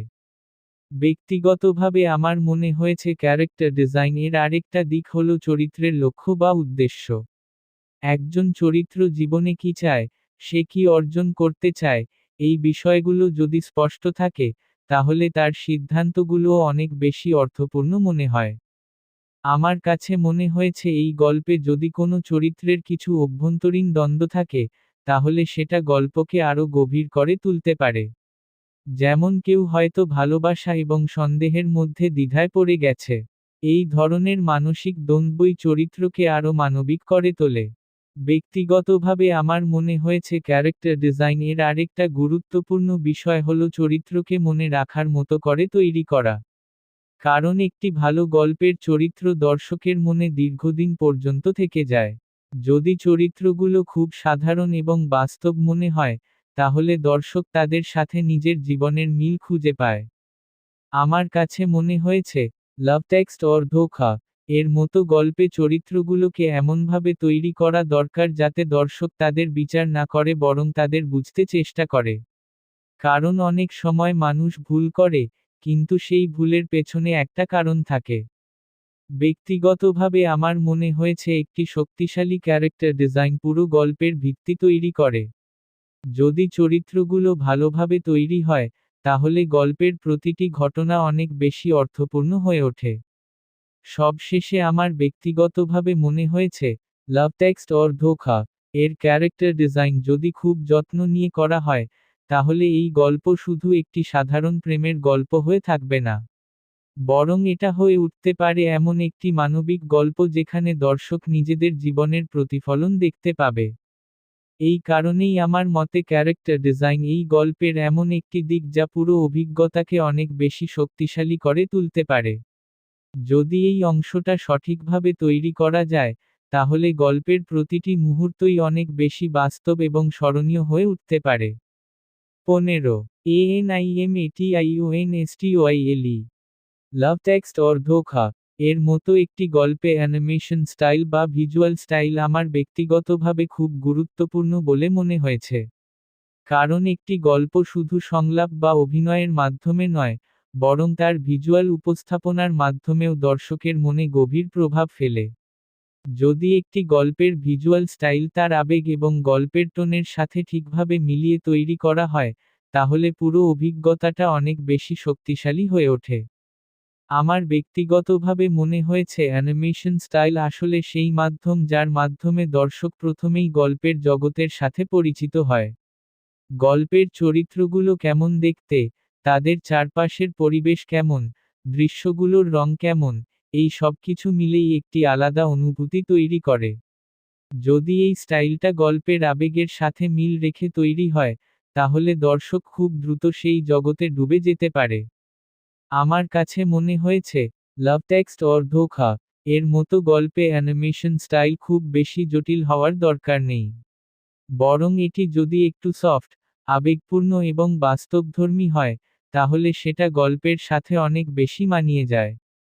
কারণ এখানে মূল বিষয় হচ্ছে মানুষের সম্পর্ক, অনুভূতি এবং বিশ্বাসের গল্প। তাই ভিজুয়াল স্টাইলও সেই আবেগকে সমর্থন করা উচিত। ব্যক্তিগতভাবে আমার মনে হয়েছে এই ধরনের গল্পে চরিত্রগুলোর মুখের অভিব্যক্তি খুব পরিষ্কারভাবে দেখানো দরকার। কারণ আবেগ প্রকাশের সবচেয়ে বড় মাধ্যম হলো মুখের অভিব্যক্তি। যদি অ্যানিমেশন স্টাইল এমন হয় যাতে চোখ, হাসি, দুঃখ বা হতাশার ছোট ছোট পরিবর্তনগুলো স্পষ্টভাবে দেখা যায়, তাহলে গল্পের আবেগ অনেক বেশি শক্তিশালী হয়ে ওঠে। আমার কাছে মনে হয়েছে অ্যানিমেশন স্টাইল এর মধ্যে রঙের ব্যবহারও খুব গুরুত্বপূর্ণ হতে পারে। যেমন গল্পের শুরুতে যখন সম্পর্কটা নতুন এবং আনন্দময় থাকে, তখন হয়তো উজ্জ্বল এবং উষ্ণ রং ব্যবহার করা যেতে পারে। কিন্তু যখন গল্পের মধ্যে সন্দেহ বা কষ্ট আসে, তখন হয়তো একটু গাঢ় বা শান্ত রং ব্যবহার করলে সেই আবেগটা আরও ভালোভাবে ফুটে উঠতে পারে। ব্যক্তিগতভাবে আমার মনে হয়েছে এই গল্পে অ্যানিমেশন স্টাইল এমন হওয়া উচিত যাতে সেটা খুব সহজে দর্শকের কাছে গ্রহণযোগ্য হয়। অনেক সময় খুব বেশি জটিল বা অত্যধিক স্টাইলাইজড ভিজুয়াল দর্শকের মনোযোগ গল্প থেকে সরিয়ে নিতে পারে। তাই যদি স্টাইলটা একটু সহজ কিন্তু সুন্দর হয়, তাহলে দর্শক গল্পের আবেগের উপর বেশি মনোযোগ দিতে পারে। আমার কাছে মনে হয়েছে, লাভ টেক্সট অর ধোঁকা এর মতো গল্পে পরিবেশের অ্যানিমেশনও খুব গুরুত্বপূর্ণ হতে পারে। কারণ একটি দৃশ্যের ব্যাকগ্রাউন্ড বা পরিবেশ অনেক সময় সেই মুহূর্তের আবেগকে বাড়িয়ে দেয়। যেমন একটি শান্ত রাতের দৃশ্য, ফোনের আলো, অথবা জানালার পাশে বসে থাকা একটি চরিত্র, এই ধরনের দৃশ্যগুলো খুব আবেগঘন হতে পারে। ব্যক্তিগতভাবে আমার মনে হয়েছে অ্যানিমেশন স্টাইল এর আরেকটা বড় দিক হলো মুভমেন্ট বা চলাচল। চরিত্রগুলো কিভাবে হাঁটে, কিভাবে ফোন ব্যবহার করে, কিভাবে একে অপরের দিকে তাকায়, এই সব ছোট ছোট মুভমেন্টই আসলে চরিত্রগুলোকে জীবন্ত করে তোলে। যদি এই মুভমেন্টগুলো স্বাভাবিক এবং মসৃণ হয়, তাহলে পুরো গল্পটাই অনেক বেশি বাস্তব মনে হয়। আমার কাছে মনে হয়েছে এই গল্পে টেক্সট মেসেজের ভিজুয়াল উপস্থাপনাও অ্যানিমেশন স্টাইল এর একটি অংশ হতে পারে। 16 VISUALEFFECTS লাভ টেক্সট অর ধোঁকা এর মতো একটি গল্পে ভিজুয়াল এফেক্টস বা ভিজুয়াল ইফেক্টস নিয়ে আমার ব্যক্তিগতভাবে মনে হয়েছে এটি এমন একটি বিষয় যা অনেক সময় খুব সূক্ষ্মভাবে ব্যবহার করা হয়, কিন্তু সঠিকভাবে ব্যবহার করলে পুরো গল্পের অনুভূতিকে অনেক বেশি শক্তিশালী করে তুলতে পারে। কারণ ভিজুয়াল ইফেক্টস শুধু বড় বড় অ্যাকশন বা ফ্যান্টাসি দৃশ্যের জন্যই নয়, বরং ছোট ছোট আবেগপূর্ণ মুহূর্তগুলোকে আরও সুন্দর করে উপস্থাপন করার জন্যও ব্যবহার করা যায়। আমার ব্যক্তিগতভাবে মনে হয়েছে এই ধরনের একটি আবেগঘন গল্পে ভিজুয়াল ইফেক্টস খুব বেশি অতিরঞ্জিত হওয়া উচিত নয়। বরং এটি যদি খুব সূক্ষ্ম এবং স্বাভাবিকভাবে ব্যবহার করা হয়, তাহলে সেটাই সবচেয়ে কার্যকর হয়। কারণ এখানে মূল লক্ষ্য হল গল্পের আবেগকে বাড়িয়ে তোলা, দর্শকের মনোযোগকে বিভ্রান্ত করা নয়। আমার কাছে মনে হয়েছে, লাভ টেক্সট অর ধোঁকা এর মতো গল্পে ভিজুয়াল ইফেক্টসের সবচেয়ে বড় ব্যবহার হতে পারে আবেগের মুহূর্তগুলোকে আরও গভীর করে তোলার জন্য। যেমন একটি চরিত্র যখন একটি গুরুত্বপূর্ণ মেসেজ পড়ছে, তখন সেই মুহূর্তের পরিবেশ, আলো বা ব্যাকগ্রাউন্ডের ছোট ছোট পরিবর্তন ভিজুয়াল ইফেক্টসের মাধ্যমে দেখানো যেতে পারে। এতে সেই মুহূর্তের গুরুত্ব আরও বেশি অনুভূত হয়। ব্যক্তিগতভাবে আমার মনে হয়েছে এই গল্পে ফোন বা টেক্সট মেসেজের দৃশ্যগুলো খুব গুরুত্বপূর্ণ হতে পারে। তাই যদি সেই মেসেজগুলোর ভিজুয়াল উপস্থাপন একটু আলাদাভাবে করা হয়, যেমন স্ক্রিনে মেসেজের পপ আপ, নোটিফিকেশন ইফেক্ট বা টেক্সটের উপস্থিতি, তাহলে সেটা গল্পকে আরও আধুনিক এবং আকর্ষণীয় করে তুলতে পারে। আমার কাছে মনে হয়েছে ভিজুয়াল ইফেক্টসের মাধ্যমে সময়ের পরিবর্তন বা স্মৃতির মুহূর্তগুলোও সুন্দরভাবে দেখানো যেতে পারে। যেমন কোনো চরিত্র যদি অতীতের কোনো মুহূর্ত মনে করে, তখন দৃশ্যের রং বা আলো একটু আলাদা করে দেখানো যেতে পারে।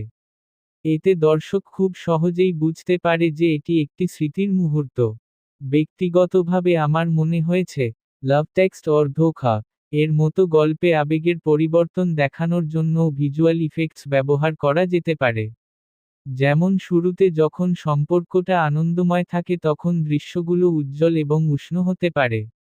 কিন্তু যখন সম্পর্কের মধ্যে সমস্যা তৈরি হয়, তখন দৃশ্যগুলো একটু গাঢ় বা শান্ত হয়ে যেতে পারে। আমার কাছে মনে হয়েছে এই ধরনের পরিবর্তনগুলো খুব সূক্ষ্মভাবে করা হলে সেটা দর্শকের উপর খুব গভীর প্রভাব ফেলতে পারে। কারণ অনেক সময় দর্শক সরাসরি বুঝতে না পারলেও এই ধরনের ভিজুয়াল পরিবর্তন তার অনুভূতিকে প্রভাবিত করে। ব্যক্তিগতভাবে আমার মনে হয়েছে ভিজুয়াল ইফেক্টসের আরেকটা গুরুত্বপূর্ণ দিক হল পরিবেশ তৈরি করা। একটি দৃশ্যের পেছনের আলো, আবহাওয়া বা পরিবেশের ছোট ছোট পরিবর্তন অনেক সময় সেই দৃশ্যের আবেগকে বাড়িয়ে দেয়। যেমন একটি শান্ত রাতের দৃশ্য, জানালার বাইরে বৃষ্টি, বা ফোনের স্ক্রিনের আলো, এই সব মুহূর্ত ভিজুয়াল ইফেক্টসের মাধ্যমে আরও সুন্দরভাবে ফুটে উঠতে পারে। আমার কাছে মনে হয়েছে, লাভ টেক্সট অর ধোঁকা এর মতো গল্পে ভিজুয়াল ইফেক্টস খুব বেশি চোখে পড়ার মতো হওয়া উচিত নয়। বরং এটি এমনভাবে ব্যবহার করা উচিত যাতে দর্শক গল্পের আবেগ অনুভব করে কিন্তু আলাদা করে ইফেক্টসের কথা ভাবতে না হয়। ব্যক্তিগতভাবে আমার মনে হয়েছে একটি ভালো ভিজুয়াল ইফেক্টসের কাজ হলো গল্পকে আরও বাস্তব করে তোলা। যদি কোনো দৃশ্যের পরিবেশ বা আলো খুব স্বাভাবিক মনে হয়, তাহলে দর্শক সেই দৃশ্যের সাথে আরও সহজে যুক্ত হতে পারে। আমার কাছে মনে হয়েছে এই গল্পে কিছু বিশেষ মুহূর্ত থাকতে পারে যেখানে ভিজুয়াল ইফেক্টস একটু বেশি শক্তিশালীভাবে ব্যবহার করা যেতে পারে। যেমন কোনো বড় সত্য প্রকাশ পাওয়ার মুহূর্ত, অথবা কোনো গুরুত্বপূর্ণ আবেগের দৃশ্য। এই মুহূর্তগুলোতে যদি ভিজুয়াল উপস্থাপন একটু আলাদা হয়, তাহলে সেটা দর্শকের মনে আরও গভীর ছাপ ফেলতে পারে। ব্যক্তিগতভাবে আমার মনে হয়েছে ভিজুয়াল ইফেক্টসের সবচেয়ে বড় শক্তি হলো এটি গল্পের আবেগকে বাড়িয়ে দিতে পারে। যদি এটি খুব যত্ন নিয়ে ব্যবহার করা হয়, তাহলে একটি সাধারণ দৃশ্য অনেক বেশি প্রভাবশালী হয়ে উঠতে পারে। আমার কাছে মনে হয়েছে, লাভ টেক্সট অর ধোঁকা এর মতো গল্পে ভিজুয়াল ইফেক্টসকে গল্পের অংশ হিসেবেই ব্যবহার করা উচিত। অর্থাৎ এটি যেন আলাদা কোনো উপাদান মনে না হয়, বরং গল্পের পরিবেশ এবং আবেগের সাথে মিশে যায়। ব্যক্তিগতভাবে আমার মনে হয়েছে একটি ভালো গল্পে ভিজুয়াল ইফেক্টস এমনভাবে কাজ করে যে দর্শক সেটা আলাদা করে বুঝতে পারে না, কিন্তু তার অনুভূতিতে তার প্রভাব পড়ে।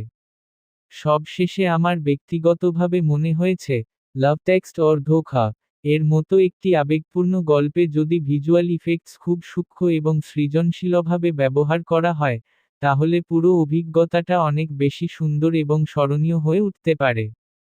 এই কারণেই আমার মতে ভিজুয়াল এফেক্টস শুধু প্রযুক্তিগত একটি বিষয় নয়, বরং এটি গল্পের আবেগকে আরও গভীরভাবে প্রকাশ করার একটি গুরুত্বপূর্ণ মাধ্যম।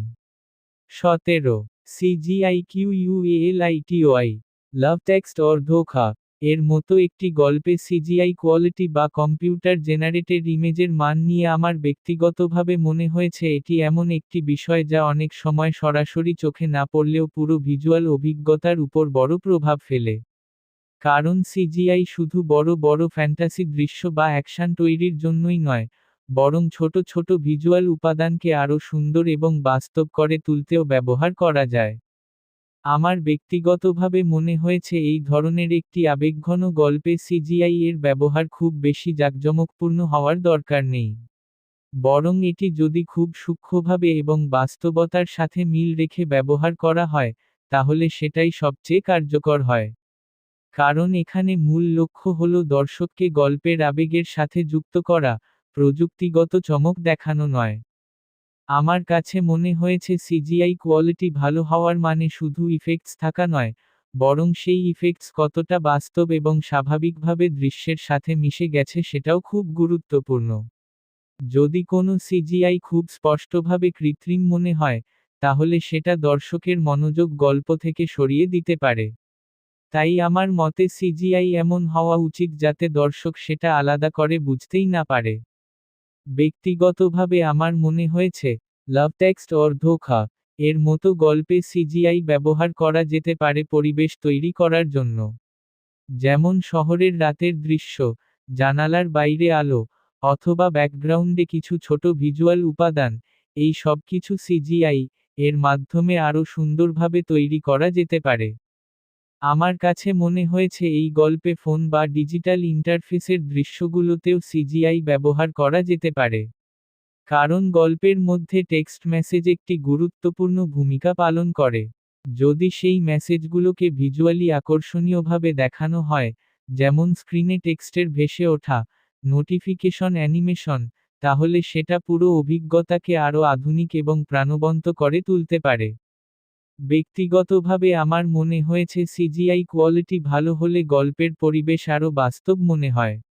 যেমন কোনো দৃশ্যে বৃষ্টি পড়ছে, অথবা জানালার বাইরে শহরের আলো ঝলমল করছে, এই ধরনের দৃশ্যগুলো সিজিআই এর মাধ্যমে আরও সুন্দরভাবে ফুটিয়ে তোলা যায়। আমার কাছে মনে হয়েছে এই ধরনের ভিজুয়াল উপাদান গল্পের আবেগকে বাড়িয়ে দেয়। কারণ পরিবেশ অনেক সময় চরিত্রের অনুভূতিকে প্রতিফলিত করে। যদি একটি চরিত্র একা বসে থাকে এবং বাইরে হালকা বৃষ্টি পড়ে, তাহলে সেই দৃশ্যের আবেগ অনেক বেশি গভীর হয়ে উঠতে পারে। ব্যক্তিগতভাবে আমার মনে হয়েছে সিজিআই এর সবচেয়ে বড় শক্তি হল এটি গল্পের জগৎকে আরও সমৃদ্ধ করে তোলে। অনেক সময় বাস্তবে যা তৈরি করা কঠিন, সিজিআই সেই পরিবেশকে সহজেই তৈরি করতে পারে। তবে আমার মতে এই ধরনের আবেগপূর্ণ গল্পে সিজিআই খুব সাবধানে ব্যবহার করা উচিত। আমার কাছে মনে হয়েছে, লাভ টেক্সট অর ধোঁকা এর মতো গল্পে সিজিআই কোয়ালিটি ভালো হলে পুরো ভিজুয়াল ধারাবাহিকতা বজায় থাকে। অর্থাৎ বাস্তব দৃশ্য এবং ডিজিটাল উপাদান একসাথে এমনভাবে মিশে যায় যে দর্শক আলাদা করে কোনো পার্থক্য অনুভব করে না। ব্যক্তিগতভাবে আমার মনে হয়েছে সিজিআই ব্যবহার করার সময় সবচেয়ে গুরুত্বপূর্ণ বিষয় হল ভারসাম্য। যদি খুব বেশি সিজিআই ব্যবহার করা হয় তাহলে সেটা অপ্রয়োজনীয় মনে হতে পারে। আবার যদি একদম ব্যবহার না করা হয়, তাহলে কিছু ভিজুয়াল সম্ভাবনা অপূর্ণ থেকে যেতে পারে। আমার কাছে মনে হয়েছে ভালো সিজিআই এমন হওয়া উচিত যা গল্পের আবেগকে সমর্থন করে। যেমন কোনো গুরুত্বপূর্ণ মুহূর্তে পরিবেশের আলো একটু পরিবর্তন হওয়া, অথবা ব্যাকগ্রাউন্ডের ভিজুয়াল একটু আলাদা হওয়া, এই ছোট ছোট বিষয়গুলোও সিজিআই এর মাধ্যমে সুন্দরভাবে করা যায়। ব্যক্তিগতভাবে আমার মনে হয়েছে সিজিআই কোয়ালিটি এর আরেকটা গুরুত্বপূর্ণ দিক হল ধারাবাহিকতা।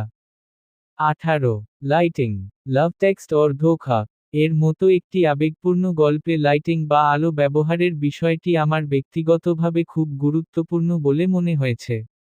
অনেক সময় আমরা সিনেমা বা কোনো ভিজুয়াল গল্প দেখার সময় সরাসরি বুঝতে পারি না যে আলো কিভাবে ব্যবহার করা হয়েছে, কিন্তু বাস্তবে এই আলোই পুরো দৃশ্যের অনুভূতি তৈরি করে।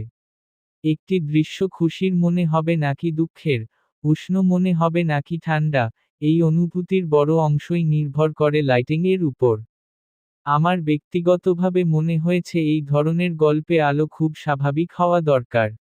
কারণ গল্পটি মানুষের সম্পর্ক এবং আবেগ নিয়ে তৈরি।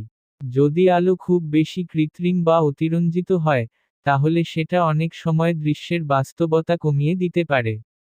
তাই আমার মতে লাইটিং এমন হওয়া উচিত যাতে মনে হয় সবকিছু বাস্তব জীবনের মতোই ঘটছে। আমার কাছে মনে হয়েছে, লাভ টেক্সট অর ধোঁকা এর শুরুতে আলো একটু উজ্জ্বল এবং উষ্ণ হতে পারে। কারণ গল্পের শুরুতে সাধারণত সম্পর্কের মধ্যে একটা নতুনত্ব এবং আনন্দ থাকে। সেই আনন্দকে প্রকাশ করার জন্য উষ্ণ আলো খুব ভালোভাবে কাজ করতে পারে। ব্যক্তিগতভাবে আমার মনে হয়েছে যখন দুইজন চরিত্র একে অপরের সাথে কথা বলছে বা মেসেজ করছে, তখন ফোনের স্ক্রিনের আলো একটি গুরুত্বপূর্ণ উপাদান হতে পারে। কারণ আধুনিক সময়ে অনেক সম্পর্কই ফোনের মাধ্যমে গড়ে ওঠে। যদি সেই আলোকে সুন্দরভাবে ব্যবহার করা যায়, তাহলে সেটা দৃশ্যকে আরও বাস্তব করে তুলতে পারে। আমার কাছে মনে হয়েছে এই গল্পে রাতের দৃশ্যগুলো খুব আবেগপূর্ণ হতে পারে। অনেক সময় মানুষ রাতের নীরবতার মধ্যে নিজের অনুভূতিগুলো বেশি অনুভব করে। যদি সেই রাতের দৃশ্যগুলোতে নরম আলো বা ছায়ার ব্যবহার করা হয়, তাহলে সেই মুহূর্তগুলো আরও গভীর হয়ে উঠতে পারে। ব্যক্তিগতভাবে আমার মনে হয়েছে লাইটিং এর মাধ্যমে চরিত্রের মানসিক অবস্থাও প্রকাশ করা যায়। যেমন যখন একটি চরিত্র খুব খুশি থাকে তখন তার চারপাশের আলো একটু উজ্জ্বল হতে পারে। আবার যখন সে কষ্ট পায় বা একা অনুভব করে, তখন আলো একটু কম বা ম্লান হতে পারে। আমার কাছে মনে হয়েছে এই ধরনের পরিবর্তন খুব সূক্ষ্মভাবে করা হলে সেটা দর্শকের উপর খুব শক্তিশালী প্রভাব ফেলতে পারে। কারণ দর্শক হয়তো সরাসরি বুঝতে পারে না কেন দৃশ্যটা এত আবেগপূর্ণ লাগছে, কিন্তু সেই অনুভূতির পেছনে লাইটিং একটি বড় ভূমিকা পালন করে। ব্যক্তিগতভাবে আমার মনে হয়েছে, লাভ টেক্সট অর ধোঁকা এর মতো গল্পে জানালার আলো বা প্রাকৃতিক আলো খুব সুন্দরভাবে ব্যবহার করা যেতে পারে। যেমন সকালে সূর্যের আলো ঘরে ঢুকছে, অথবা সন্ধ্যার আলো ধীরে ধীরে কমে আসছে, এই ধরনের দৃশ্যগুলো খুব শান্ত এবং আবেগপূর্ণ পরিবেশ তৈরি করতে পারে। আমার কাছে মনে হয়েছে বৃষ্টির সময়ের আলো বা রাস্তার লাইটের আলোও খুব সুন্দর ভিজুয়াল তৈরি করতে পারে। বিশেষ করে যদি কোনো চরিত্র একা হাঁটছে বা কোনো গুরুত্বপূর্ণ মুহূর্তের মধ্যে আছে, তখন এই ধরনের লাইটিং দৃশ্যটাকে আরও গভীর করে তুলতে পারে। ব্যক্তিগতভাবে আমার মনে হয়েছে লাইটিং এর আরেকটা বড় শক্তি হলো এটি দৃশ্যের ফোকাস ঠিক করে দেয়। অর্থাৎ কোন চরিত্র বা কোন মুহূর্তের দিকে দর্শকের মনোযোগ যাবে সেটা আলো দিয়ে বোঝানো যায়। যদি কোনো গুরুত্বপূর্ণ মুহূর্তে আলো একটু বেশি ফোকাস করা হয়, তাহলে দর্শক খুব সহজেই বুঝতে পারে যে এটি একটি গুরুত্বপূর্ণ দৃশ্য। আমার কাছে মনে হয়েছে, লাভ টেক্সট অর ধোঁকা এর মতো গল্পে খুব বেশি চমকপ্রদ আলো ব্যবহার করার প্রয়োজন নেই। বরং সহজ, নরম এবং বাস্তবধর্মী আলো ব্যবহার করলেই গল্পের আবেগ অনেক বেশি সুন্দরভাবে প্রকাশ পাবে। ব্যক্তিগতভাবে আমার মনে হয়েছে লাইটিং এর ধারাবাহিকতাও খুব গুরুত্বপূর্ণ। পুরো গল্পের মধ্যে আলো যেন হঠাৎ করে খুব অদ্ভুতভাবে পরিবর্তন না হয়। যদি আলো ধীরে ধীরে এবং গল্পের আবেগের সাথে মিল রেখে পরিবর্তিত হয়, তাহলে সেটা অনেক বেশি স্বাভাবিক মনে হয়। আমার কাছে মনে হয়েছে এই গল্পে কিছু বিশেষ মুহূর্ত থাকতে পারে যেখানে আলো একটু আলাদাভাবে ব্যবহার করা যেতে পারে। যেমন কোনো সত্য প্রকাশ পাওয়ার মুহূর্ত, অথবা কোনো বড় আবেগের দৃশ্য। এই মুহূর্তগুলোতে লাইটিং একটু বেশি নাটকীয় হতে পারে, যাতে সেই মুহূর্তের গুরুত্ব বোঝা যায়। ব্যক্তিগতভাবে আমার মনে হয়েছে একটি ভালো লাইটিং শুধু দৃশ্যকে আলোকিত করে না, বরং সেই দৃশ্যের আবেগকেও আলোকিত করে। যদি আলো সঠিকভাবে ব্যবহার করা হয়, তাহলে একটি সাধারণ দৃশ্যও খুব স্মরণীয় হয়ে উঠতে পারে। আমার কাছে মনে হয়েছে, লাভ টেক্সট অর ধোঁকা এর মতো গল্পে লাইটিং একটি নীরব গল্পকারের মতো কাজ করতে পারে। এটি কোনো সংলাপ ছাড়াই অনেক কিছু বোঝাতে পারে, খুশি, দুঃখ, একাকিত্ব বা আশা। সবশেষে আমার ব্যক্তিগতভাবে মনে হয়েছে যদি এই গল্পে লাইটিং খুব যত্ন নিয়ে ব্যবহার করা হয়, তাহলে পুরো ভিজুয়াল অভিজ্ঞতাটা অনেক বেশি সুন্দর এবং আবেগপূর্ণ হয়ে উঠতে পারে। এই কারণেই আমার মতে লাইটিং শুধু একটি প্রযুক্তিগত বিষয় নয়, বরং এটি গল্পের আবেগ এবং পরিবেশকে আরও গভীরভাবে প্রকাশ করার একটি শক্তিশালী মাধ্যম। ১৯ COLORGRADING লাভ টেক্সট অর ধোঁকা এর মতো একটি আবেগভিত্তিক গল্পে কালার গ্রেডিং আমার ব্যক্তিগতভাবে খুব গুরুত্বপূর্ণ একটি বিষয় বলে মনে হয়েছে। কারণ একটি দৃশ্যের রঙের টোন পুরো দৃশ্যের অনুভূতিকে বদলে দিতে পারে। অনেক সময় দর্শক সরাসরি বুঝতে পারে না কেন কোনো দৃশ্য এত সুন্দর লাগছে বা কেন কোনো দৃশ্য এত বিষণ্ণ মনে হচ্ছে, কিন্তু বাস্তবে সেই অনুভূতির পেছনে কালার গ্রেডিং একটি বড় ভূমিকা পালন করে। আমার ব্যক্তিগতভাবে মনে হয়েছে কালার গ্রেডিং আসলে গল্পের আবেগকে আরও স্পষ্ট করে তুলতে সাহায্য করে। একই দৃশ্য যদি আলাদা রঙের টোনে দেখানো হয় তাহলে সেই দৃশ্যের অনুভূতিও বদলে যায়। তাই, লাভ টেক্সট অর ধোঁকা এর মতো একটি গল্পের রঙের ব্যবহার খুব ভাবনা চিন্তা করে করা দরকার। আমার কাছে মনে হয়েছে গল্পের শুরুতে কালার গ্রেডিং একটু উজ্জ্বল এবং উষ্ণ হতে পারে। কারণ শুরুতে যখন সম্পর্ক তৈরি হয়, তখন সাধারণত সেই মুহূর্তগুলো আনন্দময় এবং আশাবাদী হয়। যদি সেই সময় উষ্ণ রং ব্যবহার করা হয়, যেমন হালকা হলুদ, কমলা বা নরম উজ্জ্বল টোন, তাহলে সেই অনুভূতিটা খুব সুন্দরভাবে প্রকাশ পায়। ব্যক্তিগতভাবে আমার মনে হয়েছে যখন দুইজন চরিত্র একে অপরের সাথে কথা বলছে বা টেক্সট মেসেজ করছে, তখন কালার গ্রেডিং একটু নরম এবং শান্ত হতে পারে। এতে দৃশ্যগুলো খুব আরামদায়ক এবং স্বাভাবিক মনে হয়। আমার কাছে মনে হয়েছে গল্পের মাঝামাঝি সময়ে যখন সম্পর্কের মধ্যে সন্দেহ বা ভুল বোঝাবুঝি শুরু হয়, তখন কালার গ্রেডিং ধীরে ধীরে একটু ঠান্ডা টোনে যেতে পারে। যেমন নীল বা ধূসর রঙের হালকা ব্যবহার দৃশ্যের আবেগকে একটু ভারী করে তুলতে পারে। ব্যক্তিগতভাবে আমার মনে হয়েছে এই ধরনের পরিবর্তন খুব ধীরে ধীরে করা হলে সেটা দর্শকের কাছে খুব স্বাভাবিক মনে হয়। যদি হঠাৎ করে রঙের টোন বদলে যায়, তাহলে সেটা অনেক সময় অস্বাভাবিক লাগতে পারে। আমার কাছে মনে হয়েছে, লাভ টেক্সট অর ধোঁকা এর মতো গল্পে রাতের দৃশ্যগুলোর কালার গ্রেডিং খুব সুন্দরভাবে করা যেতে পারে। যেমন শহরের আলো, ফোনের স্ক্রিনের আলো, অথবা অন্ধকারের মধ্যে হালকা আলো, এই সবকিছু মিলিয়ে একটি আবেগপূর্ণ পরিবেশ তৈরি করা যায়। ব্যক্তিগতভাবে আমার মনে হয়েছে কালার গ্রেডিং এর আরেকটা বড় শক্তি হলো এটি স্মৃতির দৃশ্যগুলোকে আলাদা করে তুলতে পারে। যদি কোনো চরিত্র তার পুরনো কোনো মুহূর্ত মনে করে, তখন সেই দৃশ্যের রং একটু আলাদা করা যেতে পারে, হয়তো একটু উষ্ণ বা একটু ফেইড টোন ব্যবহার করা যেতে পারে। এতে দর্শক সহজেই বুঝতে পারে এটি একটি স্মৃতির মুহূর্ত। আমার কাছে মনে হয়েছে এই গল্পে কিছু বিশেষ আবেগের মুহূর্ত থাকতে পারে যেখানে কালার গ্রেডিং একটু বেশি প্রভাব ফেলতে পারে। যেমন কোনো বড় সত্য প্রকাশ পাওয়ার দৃশ্য, অথবা কোনো সম্পর্ক ভেঙে যাওয়ার মুহূর্ত।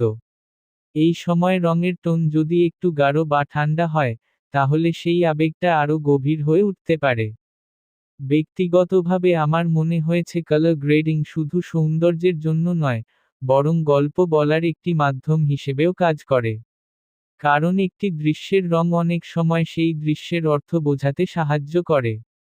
আমার কাছে মনে হয়েছে, লাভ টেক্সট অর ধোঁকা এর মতো গল্পে যদি পুরো গল্প জুড়ে একটি ধারাবাহিক রঙের ভাষা বজায় রাখা যায়, তাহলে সেটা খুব সুন্দর একটি ভিজুয়াল অভিজ্ঞতা তৈরি করতে পারে। অর্থাৎ গল্পের শুরু, মাঝামাঝি এবং শেষ, প্রতিটি অংশের জন্য আলাদা আবেগের রং থাকতে পারে। ব্যক্তিগতভাবে আমার মনে হয়েছে একটি ভালো কালার গ্রেডিং দর্শককে গল্পের জগতের মধ্যে আরও গভীরভাবে নিয়ে যায়। কারণ যখন ভিজুয়ালগুলো খুব সুন্দরভাবে সাজানো থাকে, তখন দর্শক সেই জগতের মধ্যে নিজেকে কল্পনা করতে পারে। আমার কাছে মনে হয়েছে এই গল্পে যদি খুব বেশি উজ্জ্বল বা অতিরঞ্জিত রং ব্যবহার করা হয়, তাহলে সেটা গল্পের আবেগের সাথে ঠিকভাবে মানিয়ে নাও যেতে পারে। 22 এডিটিং, লাভ টেক্সট অর ধোঁকা এর মতো একটি সম্পর্কভিত্তিক ও আবেগপূর্ণ গল্পে এডিটিং আমার ব্যক্তিগতভাবে সবচেয়ে গুরুত্বপূর্ণ দিকগুলোর মধ্যে একটি বলে মনে হয়েছে। কারণ একটি সিনেমা বা ভিডিওর আসল ছন্দ তৈরি হয় এডিটিং এর মাধ্যমে। শুটিং যতই ভালো হোক না কেন, যদি এডিটিং ঠিকভাবে না হয়, তাহলে পুরো গল্পটাই ভেঙে যেতে পারে। আবার সাধারণ ফুটেজকেও অসাধারণ করে তোলা যায় শুধু সঠিক এডিটিং এর মাধ্যমে। আমার ব্যক্তিগতভাবে মনে হয়েছে এডিটিং এই গল্পে শুধু দৃশ্য জোড়া লাগানোর কাজ নয়, বরং এটি গল্প বলার একটি প্রধান মাধ্যম। কারণ এখানে সম্পর্কের ওঠানামা, মেসেজিং, ভুল বোঝাবুঝি, সবকিছুই খুব সূক্ষ্মভাবে দেখাতে হয়। তাই এডিটিং যদি খুব সচেতনভাবে করা হয়, তাহলে দর্শক পুরো গল্পের আবেগের সাথে খুব সহজেই যুক্ত হতে পারে। আমার কাছে মনে হয়েছে এই গল্পে এডিটিং এর গতি, রিদম খুব ব্যালান্সড হওয়া দরকার। শুরুতে যখন সম্পর্কটা গড়ে উঠছে, তখন এডিটিং একটু ধীর এবং নরম হতে পারে। এতে সেই সময়ের শান্ত এবং সুন্দর অনুভূতিটা ভালোভাবে প্রকাশ পায়। ব্যক্তিগতভাবে আমার মনে হয়েছে যখন দুইজন চরিত্র একে অপরের সাথে টেক্সট করছে, তখন এডিটিং এর মধ্যে একটা আলাদা স্টাইল রাখা যেতে পারে। যেমন, মেসেজের কাট, রিয়াকশন শট, এবং টাইম গ্যাপ দেখানোর জন্য ছোট ছোট জাম্প কাট ব্যবহার করা যেতে পারে।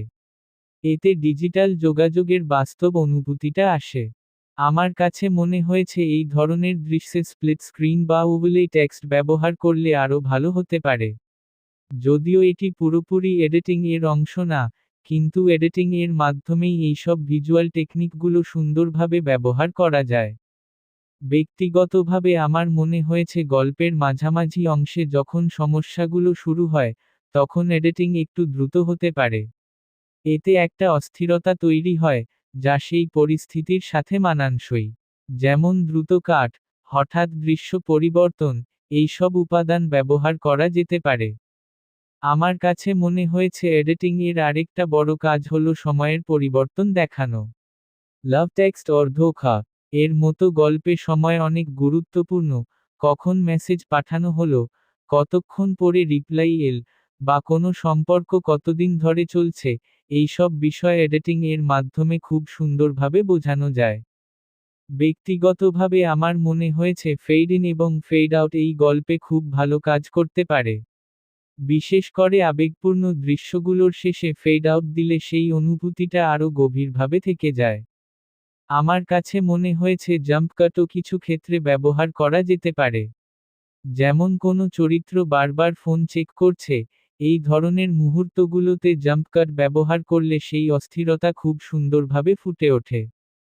ব্যক্তিগতভাবে আমার মনে হয়েছে এডিটিং এর মাধ্যমে নীরব মুহূর্তগুলোও খুব শক্তিশালী করা যায়।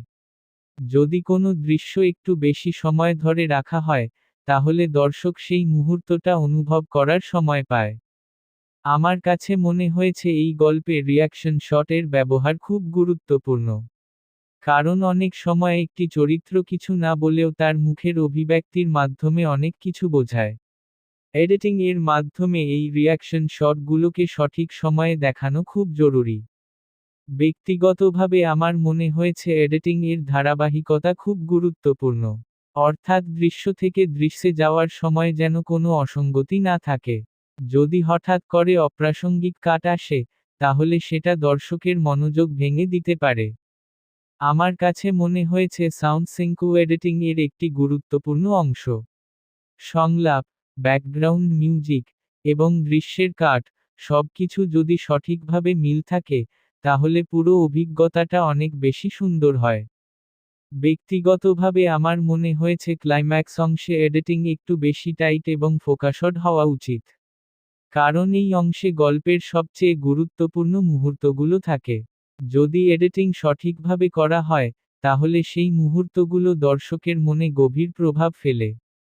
আমার কাছে মনে হয়েছে, লাভ টেক্সট অর ধোঁকা এর মতো গল্পে এডিটিং যদি খুব বেশি ফ্ল্যাশি বা জটিল হয়ে যায়, তাহলে সেটা গল্পের আবেগকে ওভারশ্যাডো করতে পারে। তাই এডিটিং যদি একটু সিম্পল কিন্তু ইফেক্টিভ হয়, সেটাই সবচেয়ে ভালো। ব্যক্তিগতভাবে আমার মনে হয়েছে একটি ভালো এডিটিং এমন হওয়া উচিত যা দর্শক আলাদা করে খেয়ালি করবে না, কিন্তু সেটাই পুরো গল্পকে মসৃণভাবে এগিয়ে নিয়ে যাবে। আমার কাছে মনে হয়েছে এই গল্পে এডিটিং যদি আবেগের সাথে মিল রেখে করা হয়, কখন ধীর, কখন দ্রুত, কখন নীরব, তাহলে সেটাই সবচেয়ে বড় শক্তি হয়ে দাঁড়াবে। সবশেষে আমার ব্যক্তিগতভাবে মনে হয়েছে এডিটিং, লাভ টেক্সট অর ধোঁকা, এর হৃদস্পন্দনের মতো। এটি পুরো গল্পকে একত্রে ধরে রাখে এবং প্রতিটি মুহূর্তকে অর্থপূর্ণ করে তোলে। এই কারণেই আমার মতে এডিটিং শুধু একটি টেকনিক্যাল প্রক্রিয়া নয়, বরং এটি গল্প বলার একটি গুরুত্বপূর্ণ শিল্প। একটি সঠিক এডিটিং একটি সাধারণ গল্পকেও অসাধারণ করে তুলতে পারে। 23. পেসিং, লাভ টেক্সট অর ধোঁকা, এর মতো একটি আবেগঘন এবং সম্পর্কভিত্তিক গল্পে পেসিং আমার ব্যক্তিগতভাবে অত্যন্ত গুরুত্বপূর্ণ একটি বিষয় বলে মনে হয়েছে। কারণ একটি গল্প কত দ্রুত বা ধীরে এগোচ্ছে, সেই বিষয়টাই ঠিক করে দেয় দর্শক কতটা সংযুক্ত থাকবে। পেসিং যদি ঠিকভাবে না হয়, তাহলে ভালো গল্পও অনেক সময় বিরক্তিকর মনে হতে পারে, আবার সাধারণ গল্পও খুব আকর্ষণীয় হয়ে উঠতে পারে যদি তার গতি সঠিকভাবে নিয়ন্ত্রণ করা হয়। আমার ব্যক্তিগতভাবে মনে হয়েছে পেসিং আসলে গল্পের ছন্দ। এটি ঠিক করে দেয় কখন দর্শককে সময় দিতে হবে অনুভব করার জন্য, আর কখন তাকে টেনে নিয়ে যেতে হবে পরবর্তী ঘটনার দিকে। লাভ টেক্সট অর ধোঁকা, এর মতো গল্পে এই ব্যালেন্সটা খুবই গুরুত্বপূর্ণ। আমার কাছে মনে হয়েছে গল্পের শুরুতে পেসিং একটু ধীর হওয়া উচিত। কারণ এই সময়ে চরিত্রগুলোকে পরিচয় করিয়ে দেওয়া হয় এবং তাদের সম্পর্কের ভিত্তি তৈরি হয়। যদি শুরুতেই খুব দ্রুত এগোনো হয়, তাহলে দর্শক চরিত্রগুলোর সাথে আবেগগতভাবে যুক্ত হতে পারে না। ব্যক্তিগতভাবে আমার মনে হয়েছে শুরুতে যদি দৃশ্যগুলো একটু বেশি সময় ধরে রাখা হয়, চরিত্রদের মধ্যে ছোট ছোট মুহূর্তগুলো দেখানো হয়, তাহলে সেই সম্পর্কটা অনেক বেশি বাস্তব এবং বিশ্বাসযোগ্য মনে হয়।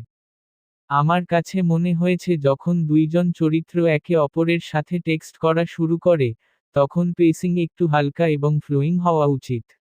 অর্থাৎ খুব দ্রুত না, আবার খুব ধীর না, একটা স্বাভাবিক গতি বজায় রাখা দরকার। ব্যক্তিগতভাবে আমার মনে হয়েছে মেসেজিং দৃশ্যগুলোতে পেসিং এর মাধ্যমে সময়ের অনুভূতি তৈরি করা খুব জরুরি। যেমন কখনো দ্রুত রিপ্লাই আসছে, কখনো আবার অনেক দেরি হচ্ছে, এই পরিবর্তনগুলো পেসিং এর মাধ্যমে সুন্দরভাবে দেখানো যায়। আমার কাছে মনে হয়েছে গল্পের মাঝামাঝি অংশে যখন সমস্যা শুরু হয়, তখন পেসিং একটু পরিবর্তন হওয়া উচিত। এখানে গতি একটু বাড়ানো যেতে পারে, যাতে একটা অস্থিরতা তৈরি হয়। দর্শক যেন অনুভব করতে পারে যে কিছু একটা ঠিক নেই। ব্যক্তিগতভাবে আমার মনে হয়েছে এই সময়ে দ্রুত কাট, ছোট দৃশ্য, এবং দ্রুত ঘটনাপ্রবাহ পেসিংকে আরও তীব্র করে তুলতে পারে। এতে দর্শকের মনোযোগও বাড়ে।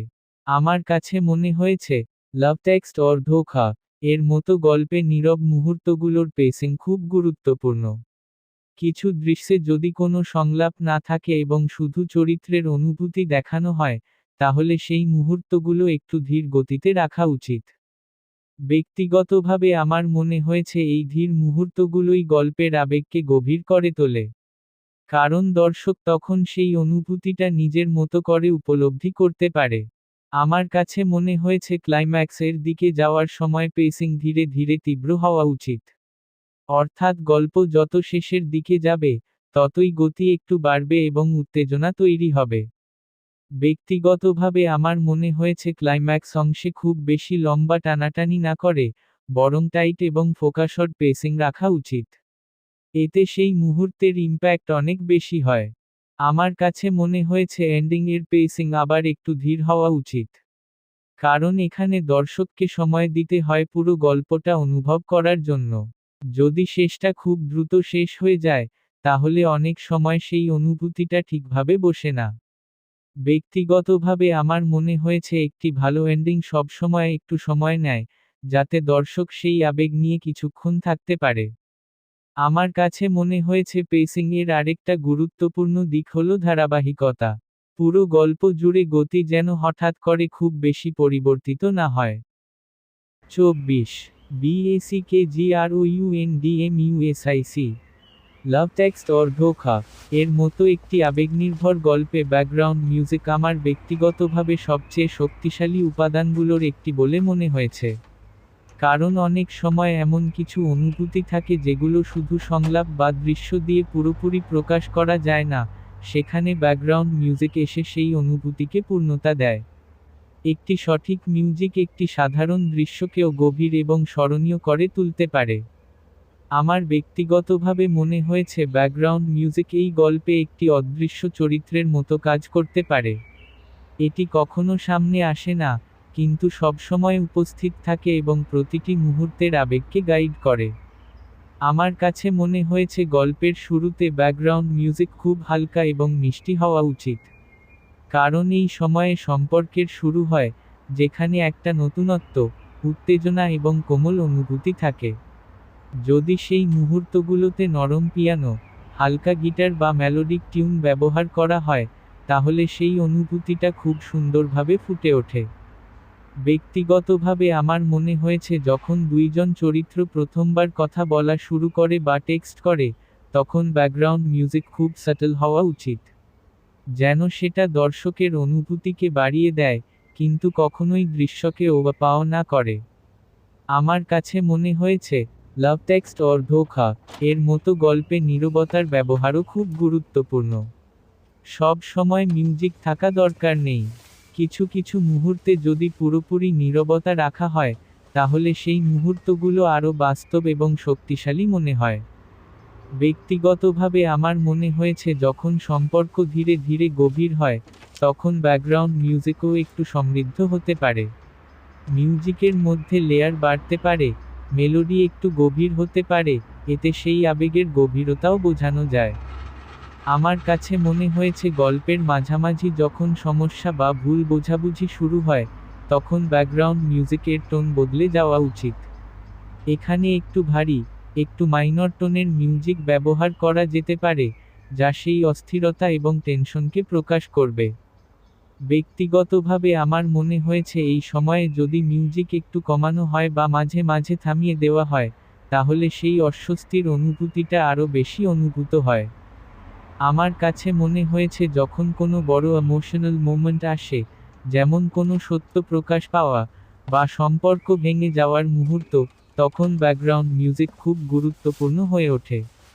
এখানে যদি সঠিক মিউজিক ব্যবহার করা হয়, তাহলে সেই দৃশ্য দর্শকের মনে অনেকদিন থেকে যায়। ব্যক্তিগতভাবে আমার মনে হয়েছে এই ধরনের দৃশ্যে ধীরে ধীরে বিল্ড আপ হওয়া মিউজিক খুব ভালো কাজ করে। প্রথমে নরম, তারপর ধীরে ধীরে তীব্র হওয়া, এই ধরনের প্রোগ্রেশন আবেগকে অনেক বেশি শক্তিশালী করে। আমার কাছে মনে হয়েছে, লাভ টেক্সট অর ধোঁকা এর মতো গল্পে লাইট মোটিভ বা রিকারিং থিম ব্যবহার করা যেতে পারে। অর্থাৎ একটি নির্দিষ্ট মেলোডি বারবার ব্যবহার করা হবে, যা কোনো নির্দিষ্ট সম্পর্ক বা অনুভূতির সাথে যুক্ত থাকবে। ব্যক্তিগতভাবে আমার মনে হয়েছে এই ধরনের থিম দর্শকের মনে একটি সংযোগ তৈরি করে। যখনই সেই মিউজিকটা বাজে, দর্শক সেই অনুভূতির সাথে আবার যুক্ত হয়ে যায়।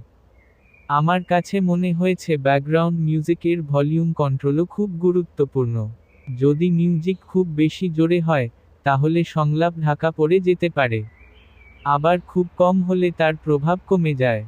ব্যক্তিগতভাবে আমার মনে হয়েছে মিউজিক সবসময় দৃশ্যের সাথে ব্যালেন্স করে থাকা উচিত।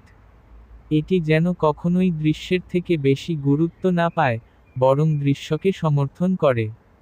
আমার কাছে মনে হয়েছে এই গল্পে কিছু দৃশ্যে অ্যাম্বিয়েন্ট সাউন্ড এবং ব্যাকগ্রাউন্ড মিউজিক একসাথে ব্যবহার করা যেতে পারে।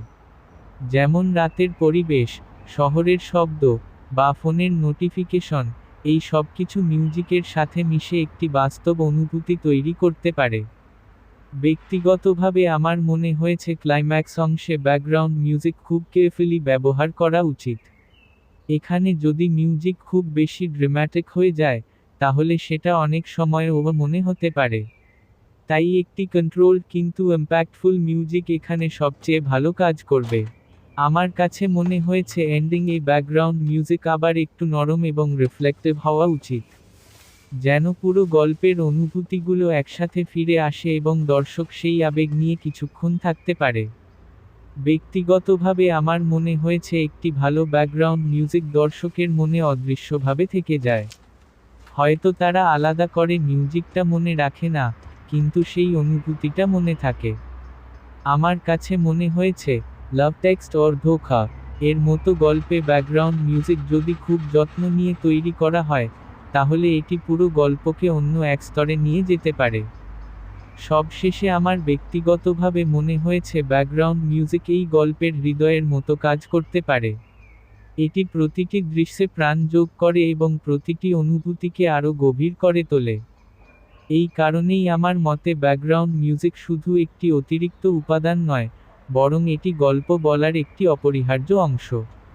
একটি সঠিক মিউজিক পুরো অভিজ্ঞতাকে অনেক বেশি শক্তিশালী এবং স্মরণীয় করে তুলতে পারে।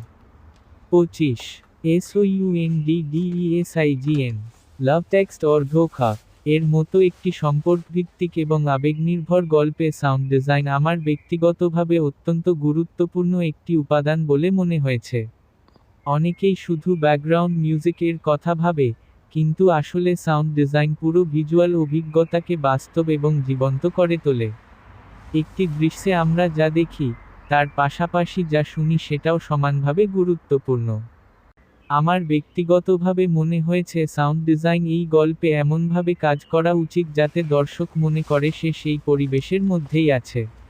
অর্থাৎ শুধু সংলাপ নয়, চারপাশের ছোট ছোট শব্দগুলোও খুব গুরুত্বপূর্ণ।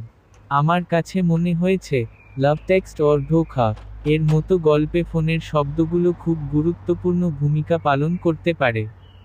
যেমন, notification sound, message tone, typing sound, এই সব কিছুই গল্পের অংশ হয়ে যেতে পারে।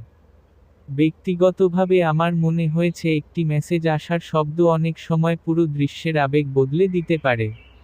যদি সেই সাউন্ডটা সঠিকভাবে ব্যবহার করা হয়, তাহলে দর্শকও সেই উত্তেজনা বা দুশ্চিন্তা অনুভব করতে পারে।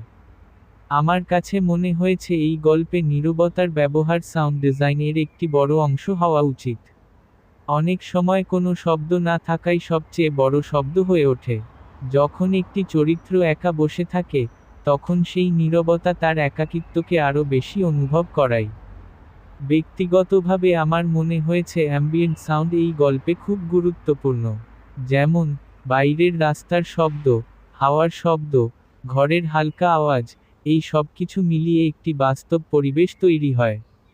আমার কাছে মনে হয়েছে যদি এই ছোট ছোট সাউন্ডগুলো ঠিকভাবে ব্যবহার করা হয়, তাহলে দর্শক সহজেই সেই দৃশ্যের মধ্যে ডুবে যেতে পারে। ব্যক্তিগতভাবে আমার মনে হয়েছে ডায়লগ ক্ল্যারিটি খুব গুরুত্বপূর্ণ। সংলাপ যদি পরিষ্কার না শোনা যায়, তাহলে গল্প বোঝা কঠিন হয়ে যায়। তাই সাউন্ড ডিজাইন এর মাধ্যমে সংলাপকে সবসময় স্পষ্ট রাখা উচিত। আমার কাছে মনে হয়েছে, লাভ টেক্সট অর ধোঁকা এর মতো গল্পে টাইপিং সাউন্ড বা ফোনের স্ক্রিন ট্যাপ করার শব্দ খুব সাটলভাবে ব্যবহার করা যেতে পারে। এটি খুব বেশি জোরে হলে বিরক্তিকর লাগতে পারে, আবার খুব কম হলে বোঝা যায় না। ব্যক্তিগতভাবে আমার মনে হয়েছে সাউন্ড ডিজাইন এর মাধ্যমে সময়ের অনুভূতিও তৈরি করা যায়। যেমন, রাতের দৃশ্যে নীরবতা বা দূরের কুকুরের ডাক, দিনের দৃশ্যে মানুষের চলাচলের শব্দ, এই সব উপাদান সময় এবং পরিবেশকে বাস্তব করে তোলে। আমার কাছে মনে হয়েছে এই গল্পে কিছু বিশেষ মুহূর্তে সাউন্ড ডিজাইন খুব শক্তিশালী হয়ে উঠতে পারে। যেমন কোনো বড় সত্য প্রকাশ পাওয়ার সময় যদি হঠাৎ করে সব শব্দ থেমে যায় বা খুব মিনিমাল হয়ে যায়, তাহলে সেই মুহূর্তের গুরুত্ব অনেক বেড়ে যায়। ব্যক্তিগতভাবে আমার মনে হয়েছে এই ধরনের সাউন্ড ড্রপ টেকনিক খুব কার্যকর হতে পারে। আমার কাছে মনে হয়েছে সাউন্ড ট্রানজিশনও খুব গুরুত্বপূর্ণ।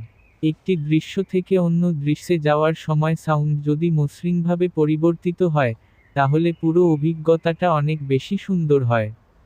ব্যক্তিগতভাবে আমার মনে হয়েছে হার্ডকাট সাউন্ড অনেক সময় ব্যবহার করা যেতে পারে, বিশেষ করে যখন কোনো হঠাৎ পরিবর্তন বা শোকিং মুহূর্ত দেখানো হয়।